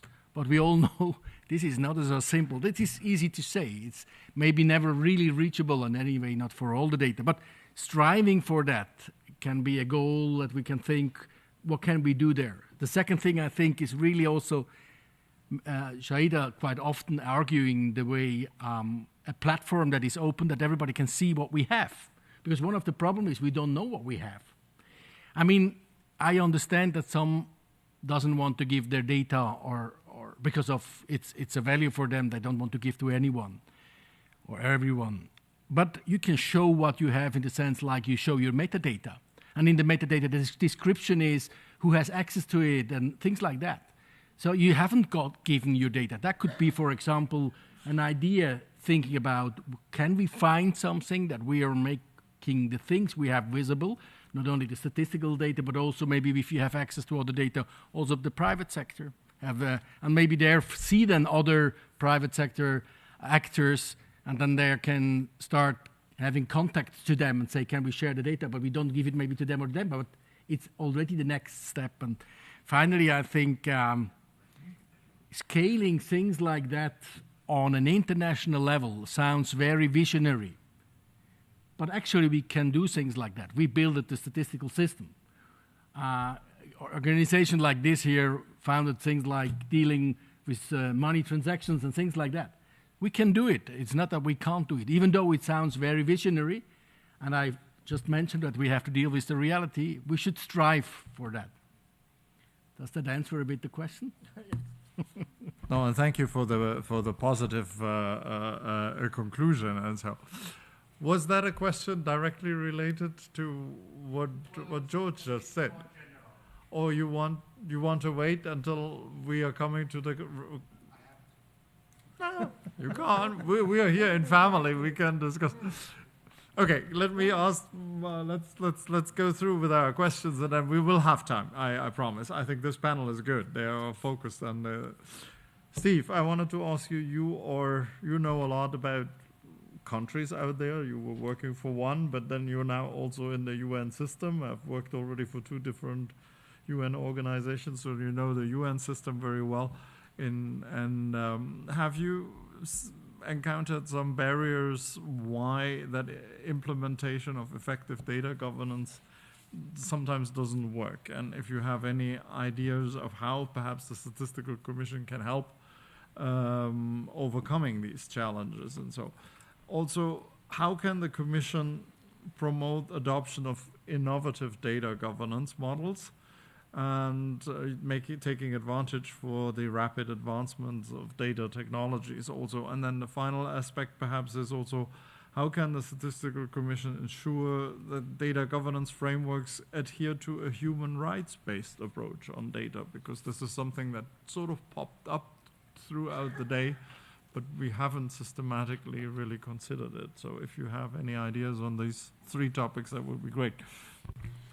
First of all, I should say this is not the question that we agreed. So when I say thank you for the question, and you know when you see people in interviews and they say thanks for the question through a grimace. It's pretty close. So here we are.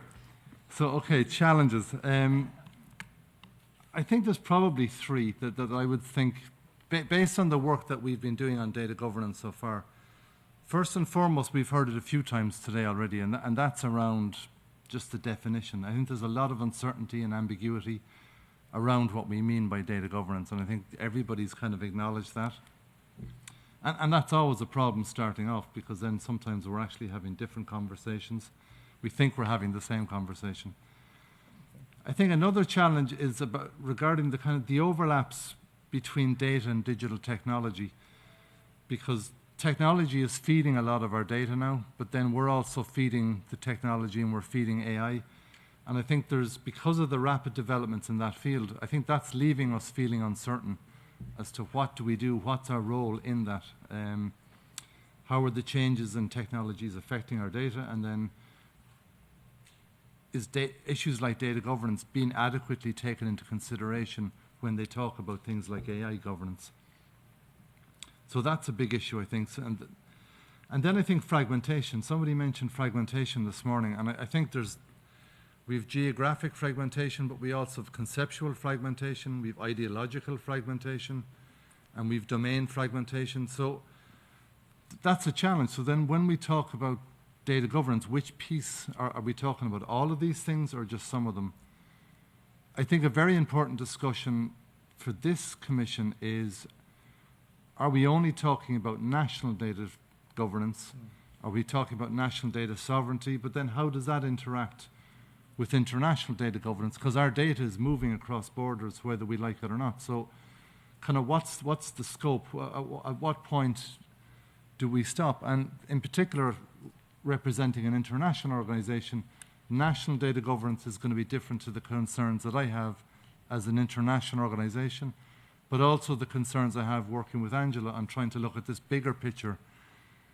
So those are some of the challenges I think facing us. Now, I guess the question then is implicit in Stefan's question as well, what's the role of the Commission? What can we do about it? I think we can do plenty. So I don't think there's any excuse that we can sit here and say, well, it's not our problem. So let me start by answering something. Angela asked a question this morning, is it too late? Is the genie out of the bottle? And I think the answer is no. I mean, okay, probably the genie is out of the bottle, but I think there's many more genies still bottled because the data world is changing and expanding rapidly. So even if we're late coming to the party, I don't think we can say, look, it's too late. I think we just have to get on with it The data world is changing fast, and to be honest, I think it would be an abdication of responsibility if the Commission did nothing. I think we have a massive opportunity to show leadership, and I think a lot of the world, in a lot of data environments, would actually welcome somebody showing some leadership. And given that we now have a new mandate, which is statistics and data, I think it's absolutely right that we should. And in fact, just as a side note, I think we should change the name of the Commission to Data and Statistics, or Statistics and Data. And I know that has implications, but I think that's a nettle we should grasp. Okay, so let me put it this way. Rather than thinking about challenges, I think we actually have a massive, massive opportunity to develop normative standards, to set out what does data governance mean, what's included in scope. I think we have an opportunity to set out some sort of a generic data governance guidelines that could be adopted by countries, by international organizations. And in fact, if we step backwards and think about it, when we set out the generic templates for data quality, we developed the national quality standards for NSOs, or National Statistical Systems, separately to the standards that we developed for the international organizations. And to some extent that was justified because our realities are different, but there is massive overlap. So I think there's a huge opportunity as well to address this issue as a combined community, both international organizations and member states, and hopefully other civil society and private sector together. So I think we really have a huge, huge opportunity to rethink how we're going to approach this problem. I think critically one of the things we should do is figure out too, how does our work align with the global or international data governance work that's going on with the UN? How does that align with the proposals for the Global Digital Compact?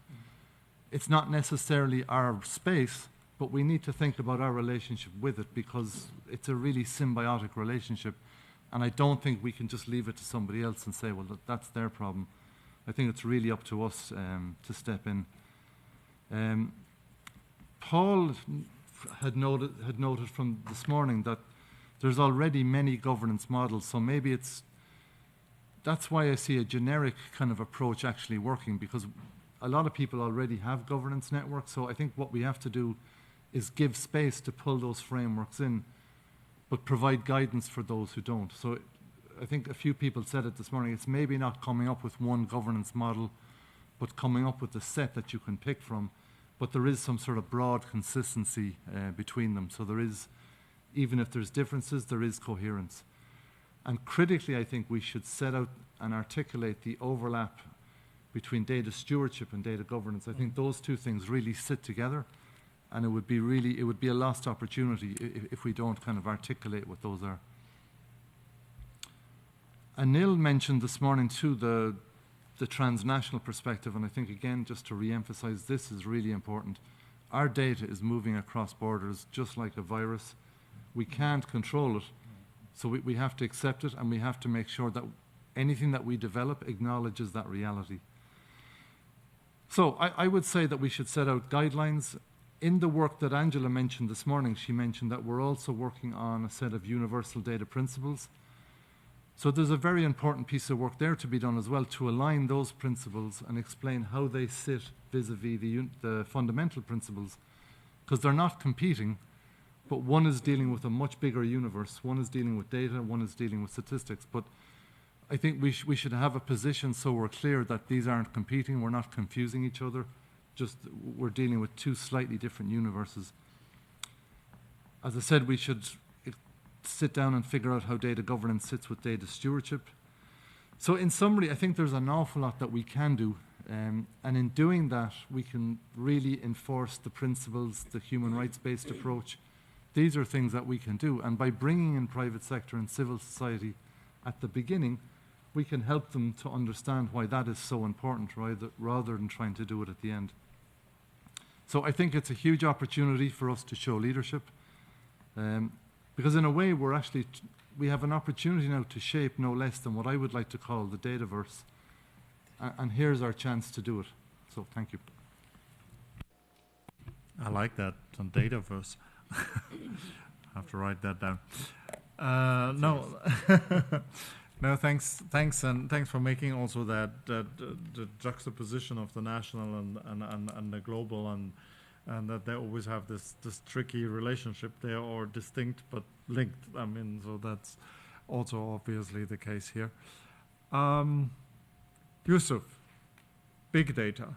That is a territory that you know very well because your leadership at the global level with our big data work program is known and should be commended. Perhaps you can tell us a little bit, how did you do that in Rwanda's national statistical system, integrating big data analytics and while still ensuring that data governance aligns with both development goals and ethical standards? And perhaps can you develop some ideas how Rwanda's experience can inspire the Statistical Commission and advocate for the responsible use of big data? Yeah, thank you again. First of all, Rwanda, when we look at Rwanda in this context, we are looking at a country, low resource, low capacity country overall. And there is a risk of leaving countries like Rwanda behind in this agenda. And but it's also possible. It's also possible to come along. It's also possible for countries with low resources, low capacity to come along. In Rwanda, we started early. We started early working with big data. We didn't wait for the perfect timing. Actually, we started around 15 years ago. There were no specific policies and guidelines and everything, but we noticed potential value addition in some aspects of big data. We started with 2 programs. We were working on a case-by-case basis. We started, for example, with call logs. We had issues in economic statistics with valuing the ICT sector. So many things were changing in the ICT sector. We realized the traditional approach of using financial statements and balance sheets was not working to understand economic activity in the ICT sector. So we thought to look at call logs, data usage, and so on and so forth from telecoms. And then we started figuring out how to work with the telecoms, working with the regulator, and it worked. Then around 2012, we started working with satellite images to plan land use in the country, especially feeding into agriculture statistics. And at that time, we were trying to look for partnerships to actually access high-resolution satellite images. And it was very difficult because it was very expensive. It's still very expensive. But we made a commitment to pursue and buy these satellite images and start building capacity along those lines. And we've been consistent since then. We started small. Sometimes it's very important to start, and especially if the resources are not a lot and the capacity is not a lot, you can start small. We started small, but we were very consistent. We never stopped. And now it's over 15 years. We had a very good legal environment. Our statistics office is not very old. We started in 2005. The statistics law in 2005 was very empowering. Actually, one of the questions that we need to investigate is how empowering are statistics laws in countries. So our statistics law was very empowering. The government adopted a data revolution policy and put the statistics office in coordination of the data revolution policy. Of course, other laws, data protection laws have been passed. There's a specific data protection agency that was established recently. So when we look at our context at the policy level policymakers are very aware.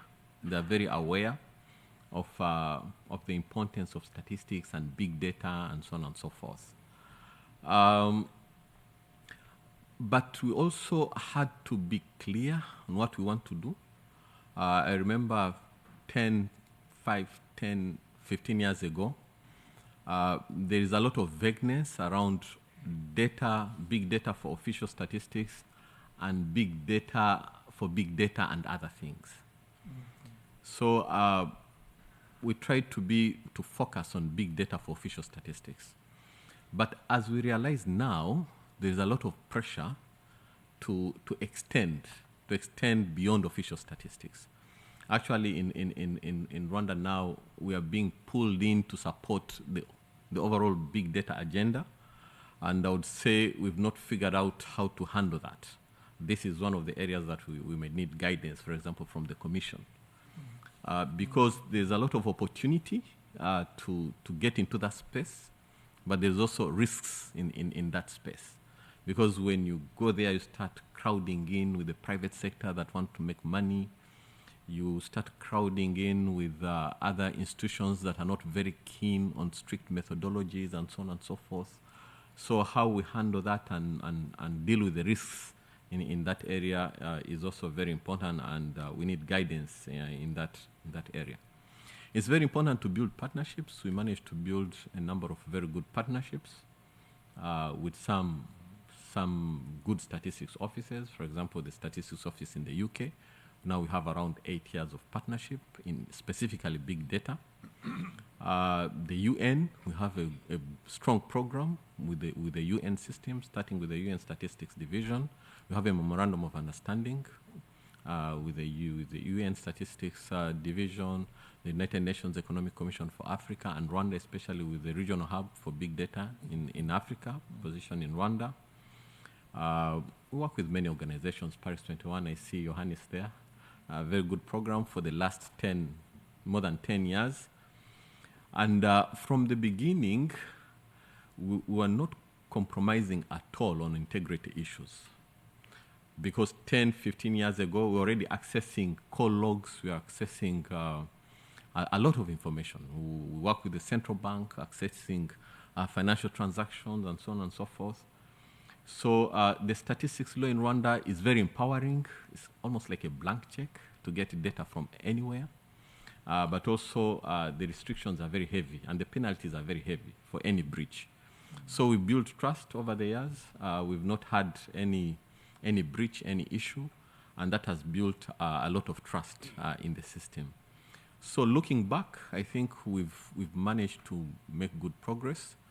But as I see, and for example, the discussions we had today, we see that the road ahead, actually from our colleague from Canada, what brought us here will not be necessarily enough to take us in the future where we need to go. So that's the experience from Rwanda. Thank you.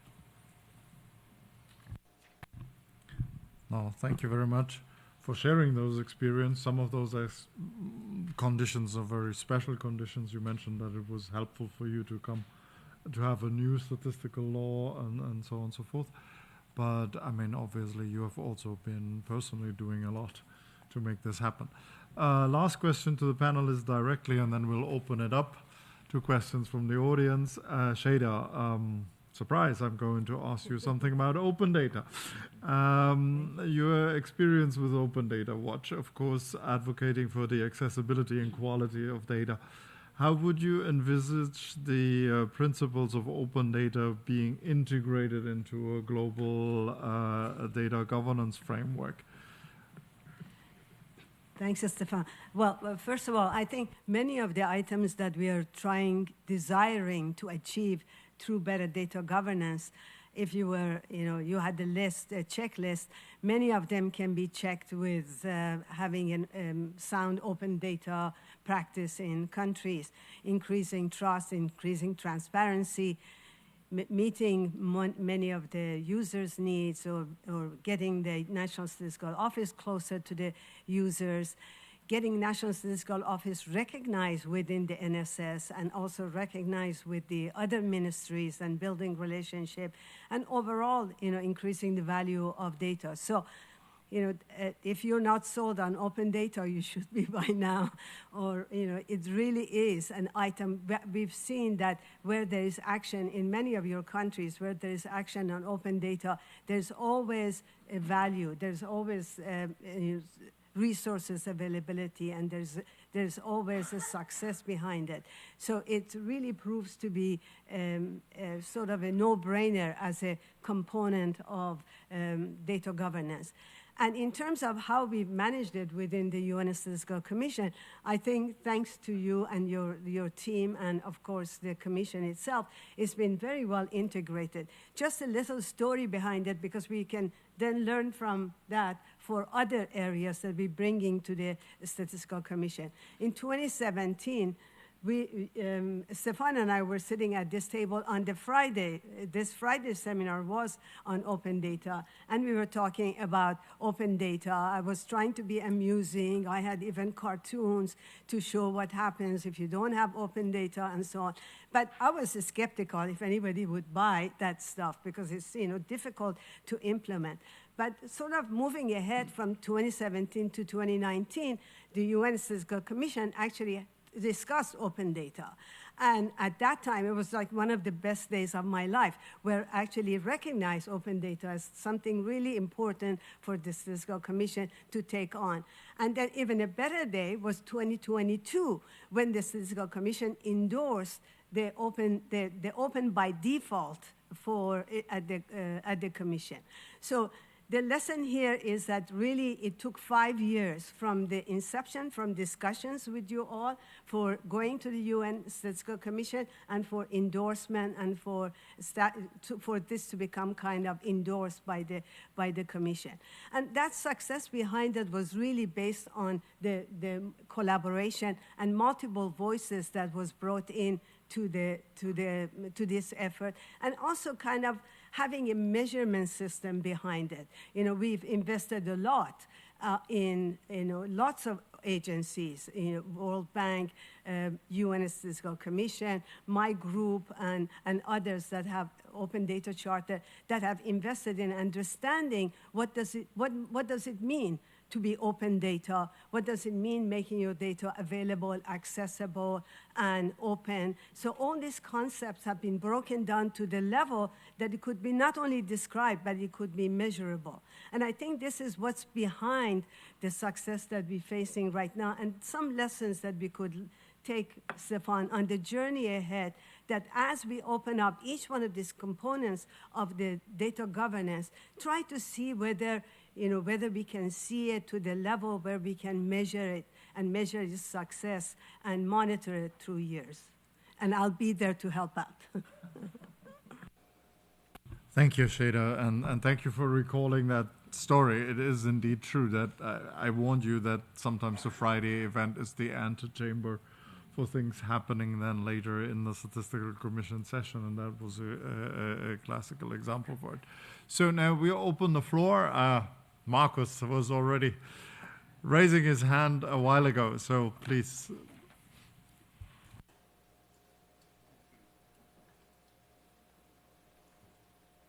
Okay, thank you.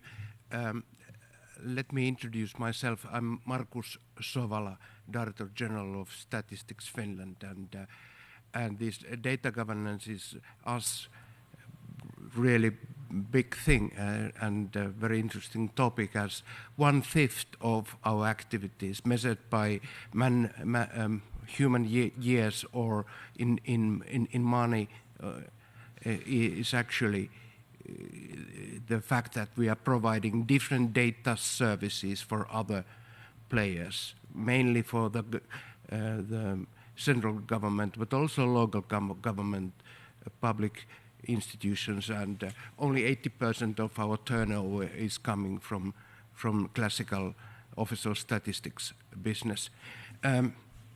But still, even the topic is so interesting and so near for us, I have to admit that I'm one of those people who have expressed that this is actually a very difficult topic to understand. And I've been trying to listen whole day today and trying to understand why it's so difficult. And it might be that there is one missing thing, that when we are describing which kind of activities our institutions are having on the data governance field, there is a missing thing. We don't know what other government agencies are doing in different countries. In our case, there is at least 3 or 4 kind of competing governmental bodies doing a little bit similar thing than us, not that much in a kind of semantic data handling, more technical operations. But still, it would actually it would be important to understand where different statistical bodies are locating in the kind of architecture of different, how the data architecture is defined in different countries. Ulrich is coming from federal state where the data must be very much decentralized, and so in his case the situation is definitely must be quite different than for us. But also there must be many different aspects in the play which we need to understand before we understand what the statistical offices are doing. This is the first observation. Second observation is that our language is not very well developed for these purposes. We are talking about the data governance as a one piece, even there are many different factors inside. And just to understand what is the proper role for national statistical institutions, we need more elaborate language to describe what we are trying to do. And if we finally end up the more specific descriptions, which aspect of the data governance are role of the national statistical institutions or not, then we can perhaps then it's more easy to see the role of also for the statistical commission. But my tentative proposal is that we should here concentrate on those data governance aspects which are such that there is highest synergies with the official statistics, production of official statistics.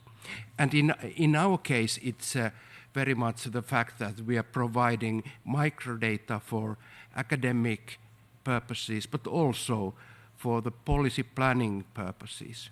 Because we see that this is the synergies are very high in the statistics production, because the original data is same, similar cleaning of the data must be done, and so this is one way to approach the topic.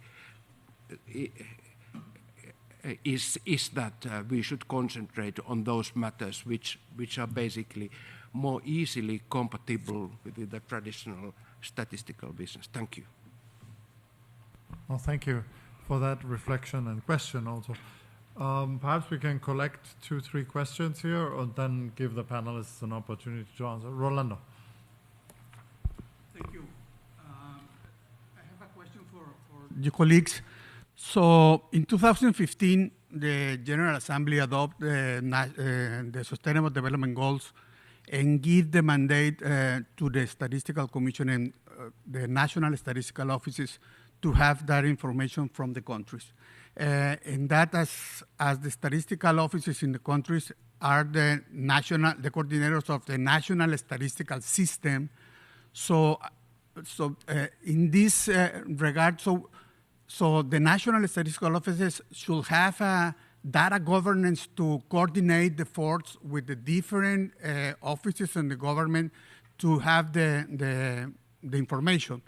and now we are talking about data governance. And I don't know if it's different from the traditional work that we have done as national statistical offices in terms of coordinate all the efforts to obtain the statistical information from our countries to have this information. And now, so I know that there are new elements in big data, AI, and all those issues, but in essence, so as the colleague that from Finland says that, so it is like the same, it is something similar. So the mandate that we have as the National Statistical Offices is to coordinate the statistical systems in our countries.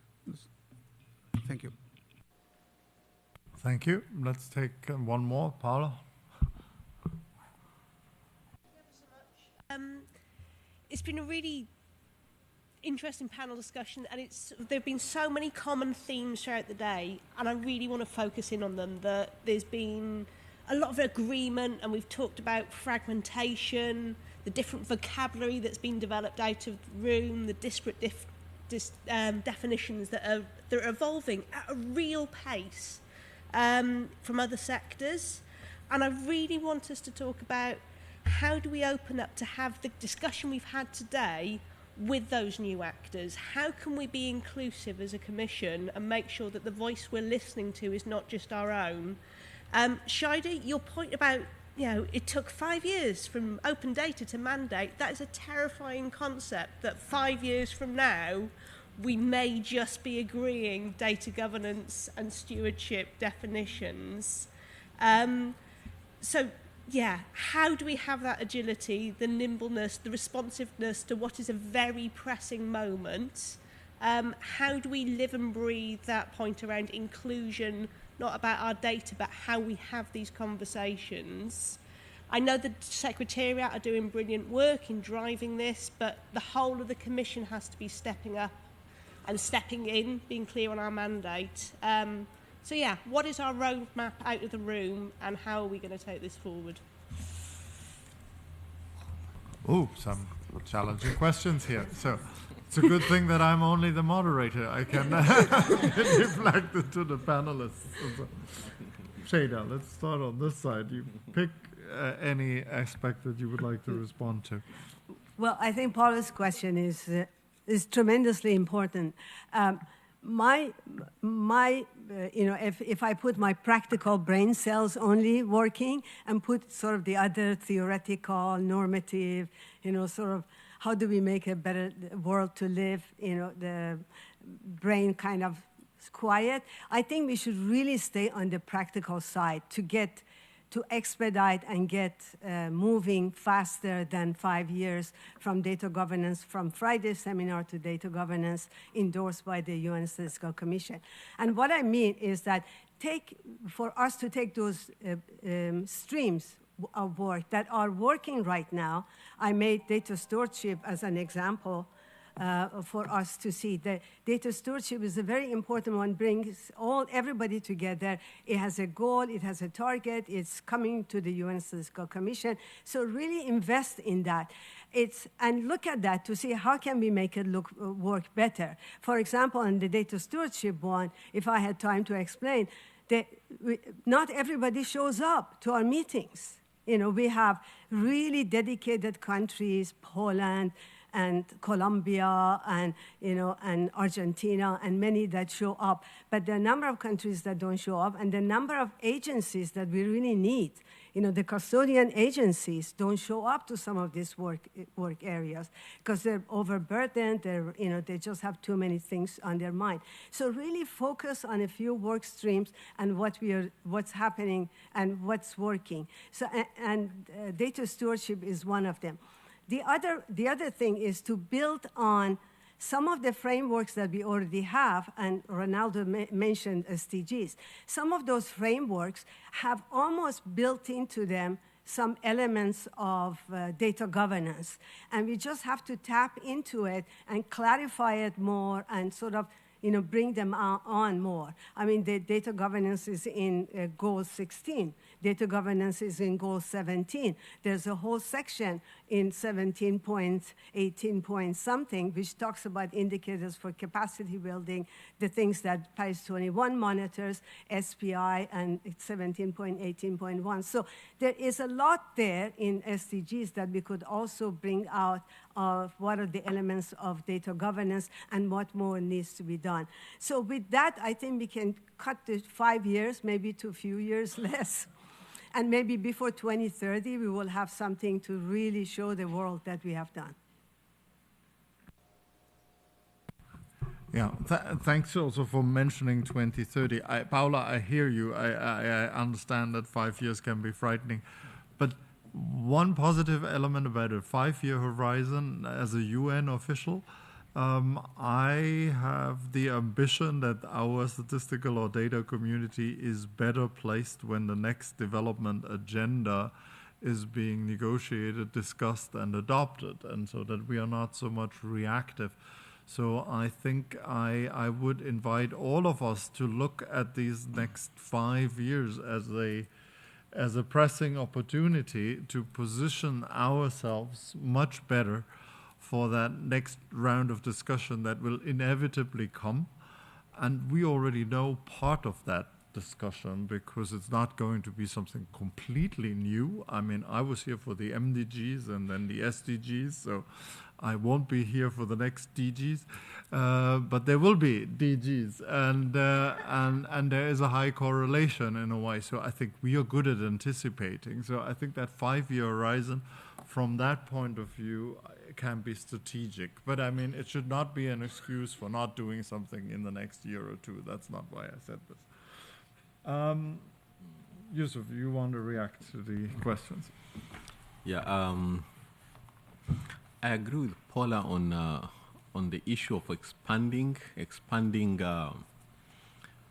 the people we work with and hearing from them.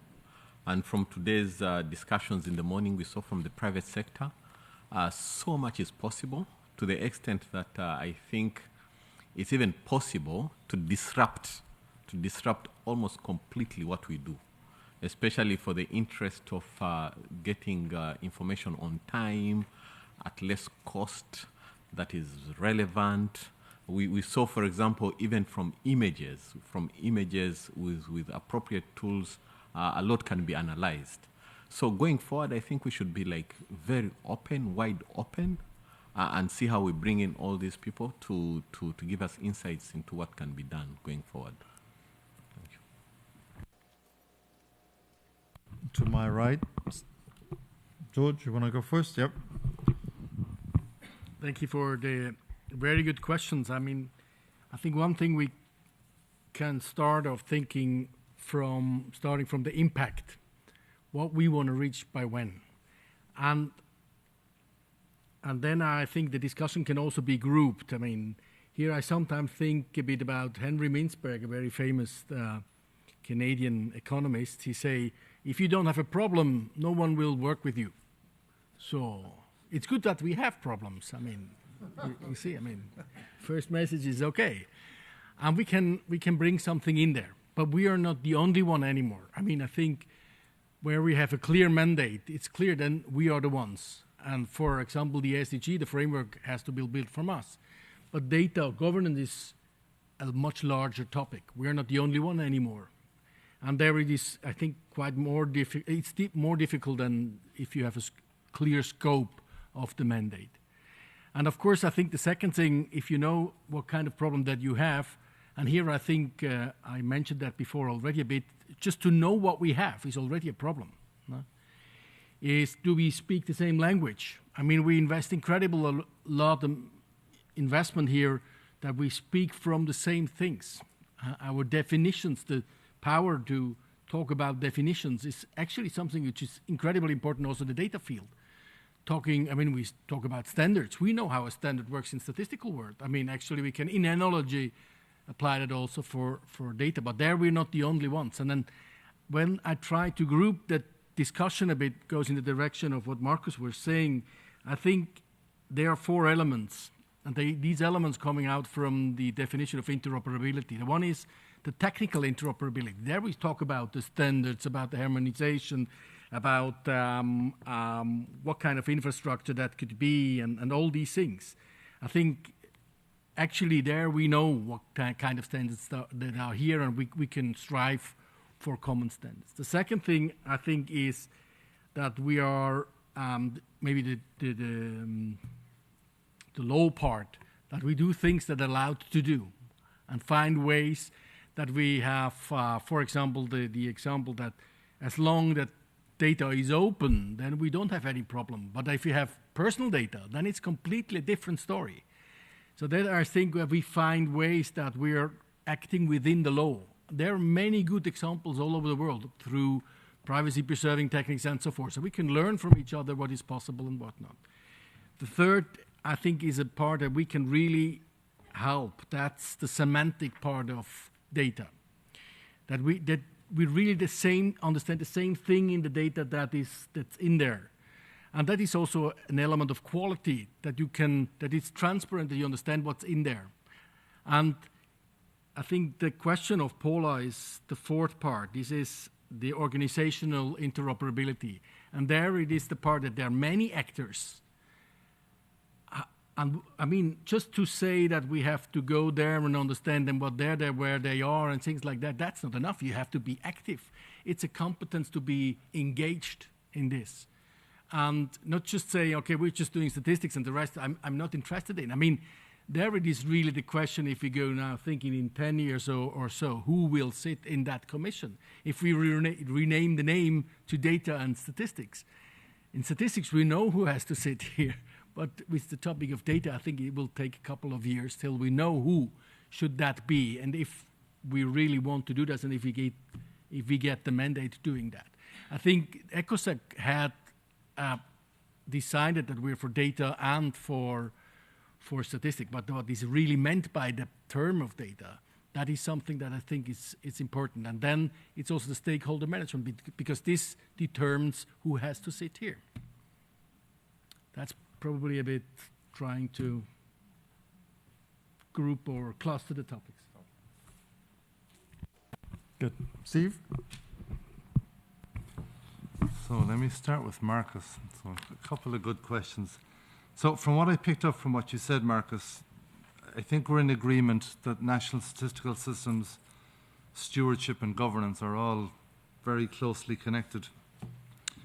And you're saying that there's many elements that fit within data governance. So I think we're agreed on that. So I think one of the things that the Statistics Commission do, an important contribution we could make, is to set out the better language that you're calling for and actually define those terms, set out the elements, set out the normative standards. I mean, I think that's a huge contribution that we can make, both to clear up the muddles in our mind, but probably the muddles in a lot of other people's minds too, as to what does all of this stuff mean.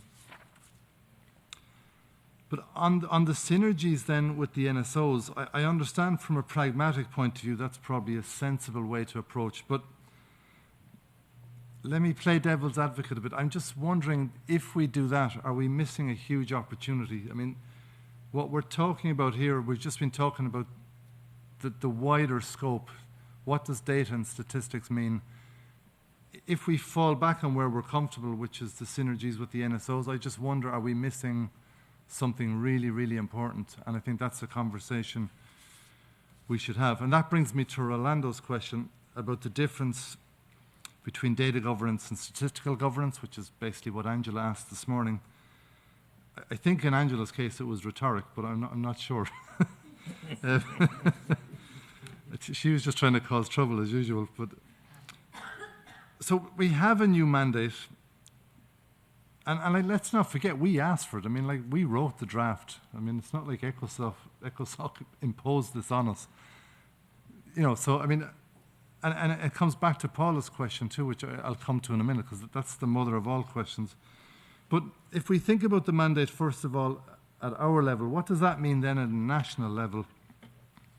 And I think at a country level, there's a discussion that many countries need to think about, which is transitioning from a national statistical system to a national statistic and data system.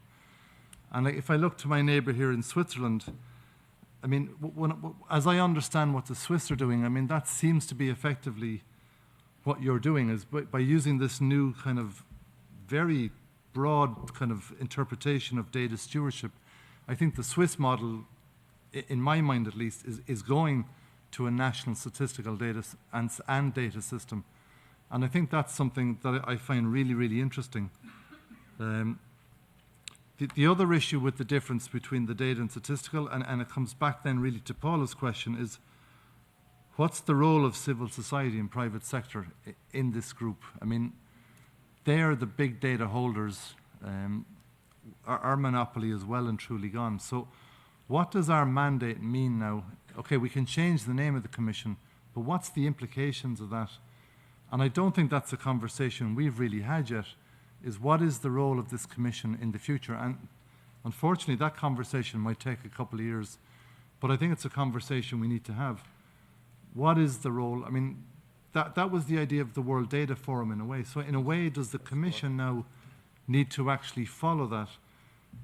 Or do we stick with just statistics? And it raises naughty questions like George mentioned. I mean, we know who the Statistical Commission is. I had the experience last year. I went to the GGIM for the first time, and it was really interesting there because it's not clear who they are. Like there's mappers, there's cartographers, but there's like GIS covers a multitude, and we may have to go into that slightly murkier space where it's not clear who's representing the country anymore, or is it a mixture? So we're heading into choppy waters, but I think it's exciting all the same, no? Well, thank you for the encouragement going forward. Was there any? Was there any other question that is burning on anybody's mind? Angela has a question. Yes, please. Can we hide? Not rhetoric. But actually, rhetoric is only for Stephen. No, I think maybe there is a difference, and we can talk about the role of the Commission in data governance for statistics. And much of the discussion also today was in that direction. Was data governance is like we talk about open data, but we always talk about open data in the context of statistics. Open data means completely different things outside of statistics. So there could be that is the easy in a way, and then maybe in a year something may happen. But the Ferrari is, to open up the data. But then the question is, how do the Commission build the convening power? Because, you can call yourself, it's like the cat that sees in the mirror a lion. No? You can call yourself now, but how do you actually build the convening power to do that?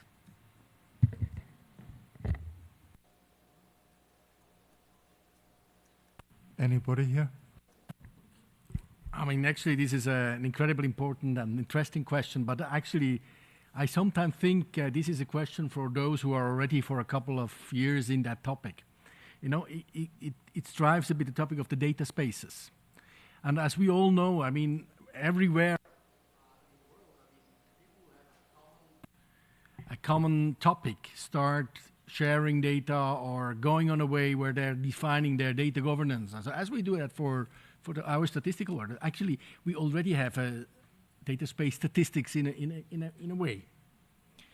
And now the question will be, if every data space is a kind of a flower, a leaf of a flower, who is playing the role of the, how you call it in English, the thing in the middle? German is Stempel. You know how we call it, the flower, and then you have the thing in the middle. Does anyone know how that is called in English? Okay, you know what I'm talking about. Who is playing the role of interconnect then these data fields? And then we have a complete new topic. And I think in 5 or 10 years, because at the point now today, people coming from where they're coming from, they think in their topic, in their data space. But of course, if you talk about health, there is no wonder you discover everything is health. So you want to interconnect these data, and we are in a new field. And I think that's maybe something we have a strength in it. it's not just open data that we have access. Not meant the same thing like what Jada is talking from. I mean, the data which is just open, but those who can interconnect these data within the rules we have, within the data protection, within not competing against private sector, things like that, or academia or so. And I think it's an incredible good question, but up to now I wouldn't have an answer for it. But I think we can play a role there. Yeah, Steve? I would cite Wayne's World 2 here. And I would say, if you build it, they will come. Good. Actually. Yep, Yusuf? Actually, I'm not very worried with the convening power because, for example, if the Commission adds data to it overall, and this gets translated, for example, to statistics offices, and all countries buy in, because now at country level there's some confusion. In some countries you find institutions responsible for statistics and pressure to have other institutions responsible for data. But if there is buy-in at country level and that mandate gets, for example, to the statistics office or to any other institution, then the Commission can convene them, just the way they convene us to come here. So I think it's possible.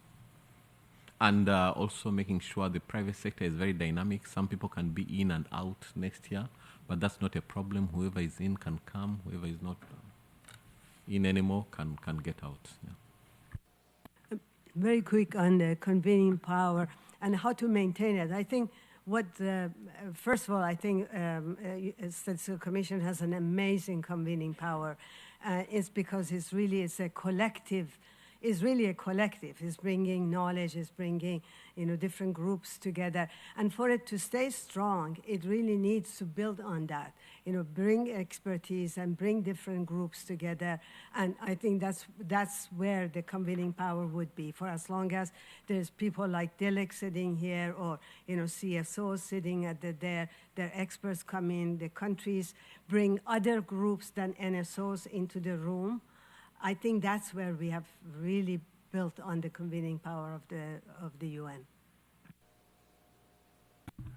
Okay, I promised our panelists a last round, and I'm going to ask them if you could change one thing in 30 seconds or in less than a minute. If you could change one thing of the Statistical Commission as it operates right now, what would it be? Should I start? Yes. Continuing the way what we do today. Okay. Good. That's an answer. Steve? Oh, where to start? That's the other end. I'll stop there. Yusuf? Actually, I think from what we got today, there is a lot that is happening that we are not tracking properly. So I think the Commission facilitating that, documenting things in their dynamic nature, so that countries can be able to pick them up and see what works in different contexts. Thanks. Shada? Well, I think we're talking about data governance, so I think the Statistical Commission needs to really put a stake on the ground of saying that it will take data governance seriously. And I want to propose that we haven't had a resolution for a while, so maybe come up with a resolution, because there's a lot of material under that, because the participation is expanding, and there's a lot more to be done there. And I think everybody knowing that UN Statistical Commission is taking this on would be really good information sharing as well. Thanks. Shada obviously knows the territory very well, but you're absolutely right. I mean, passing a resolution sends a signal of resolve and tells other people that we are seized with the issue in a way. That's as you said, staking the territory. So I will not keep you much longer and try to even attempt to make a summary of today's very, very rich discussion. I'm very glad we had it. I hope you enjoyed it as much as I did. I must confess, in the middle of the day, I was so confused that I Googled the word governance.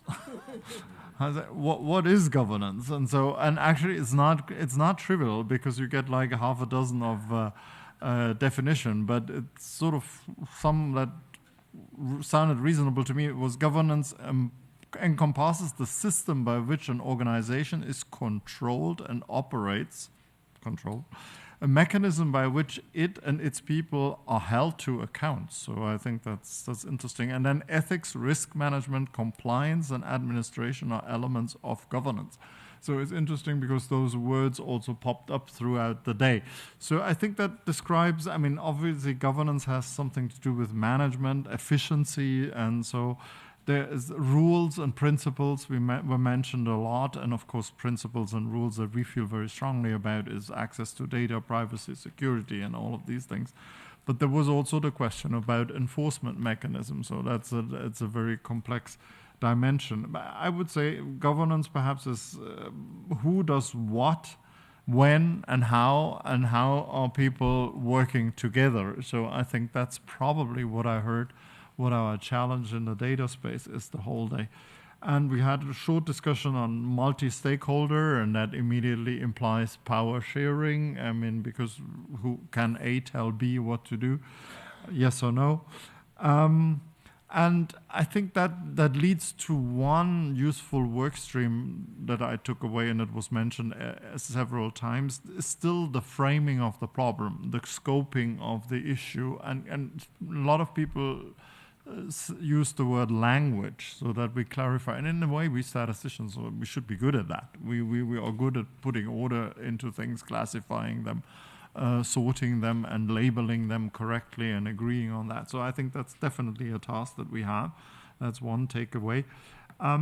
Where I'm sitting, of course, I was particularly interested always, or I have to be, in that global dimension, because obviously we went sometimes back and forth between national data governance and global data governance.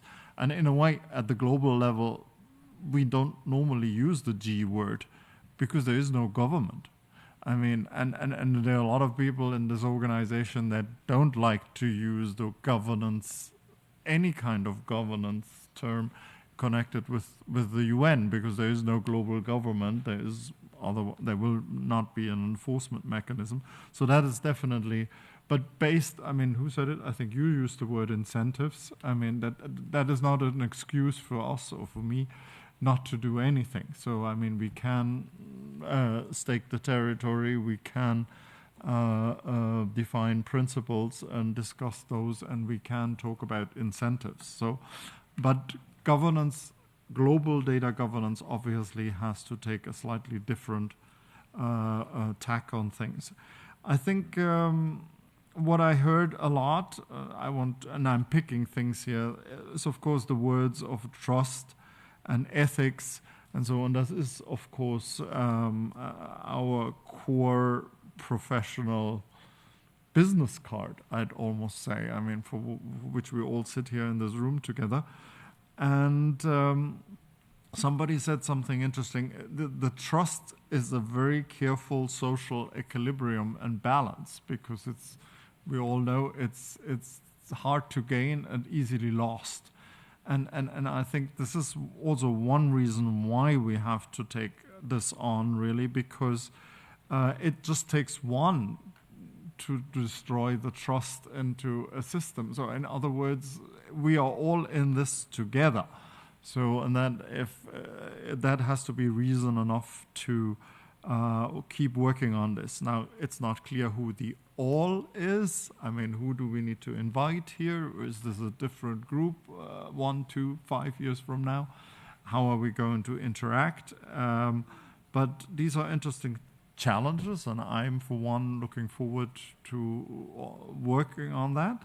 And as a practical proposal, I would say this is definitely a rich discussion, and we will capture it in some form of note, and then perhaps invite the Bureau of the Statistical Commission to take this a little bit further and think about this and make a few really practical proposals on how we stay on top of this important issue.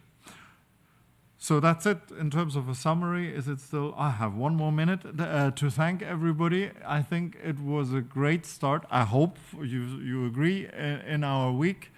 Thank you to my panelists here, George, Steve, Yusuf, and Shada for the last panel, but thanking to all the panelists and the moderators and my team in the background making this possible. Thank you for you being here despite various people fighting with serious jet lags. Are you coming from all over the world? And I hope we planted some seeds, and this was, of course, only the beginning. By no means this is the end of a data governance discussion. And I hope this goes on in the cafeteria over a drink or during the week. So I hope we inspired all of you. I'm wishing you a very nice weekend. Relax. Some of you will destroy the weekend by having some kinds of meetings, but otherwise, the rest of you just enjoy it and come back. And Monday we have a lot more to come for next week. So thank you very much and take care.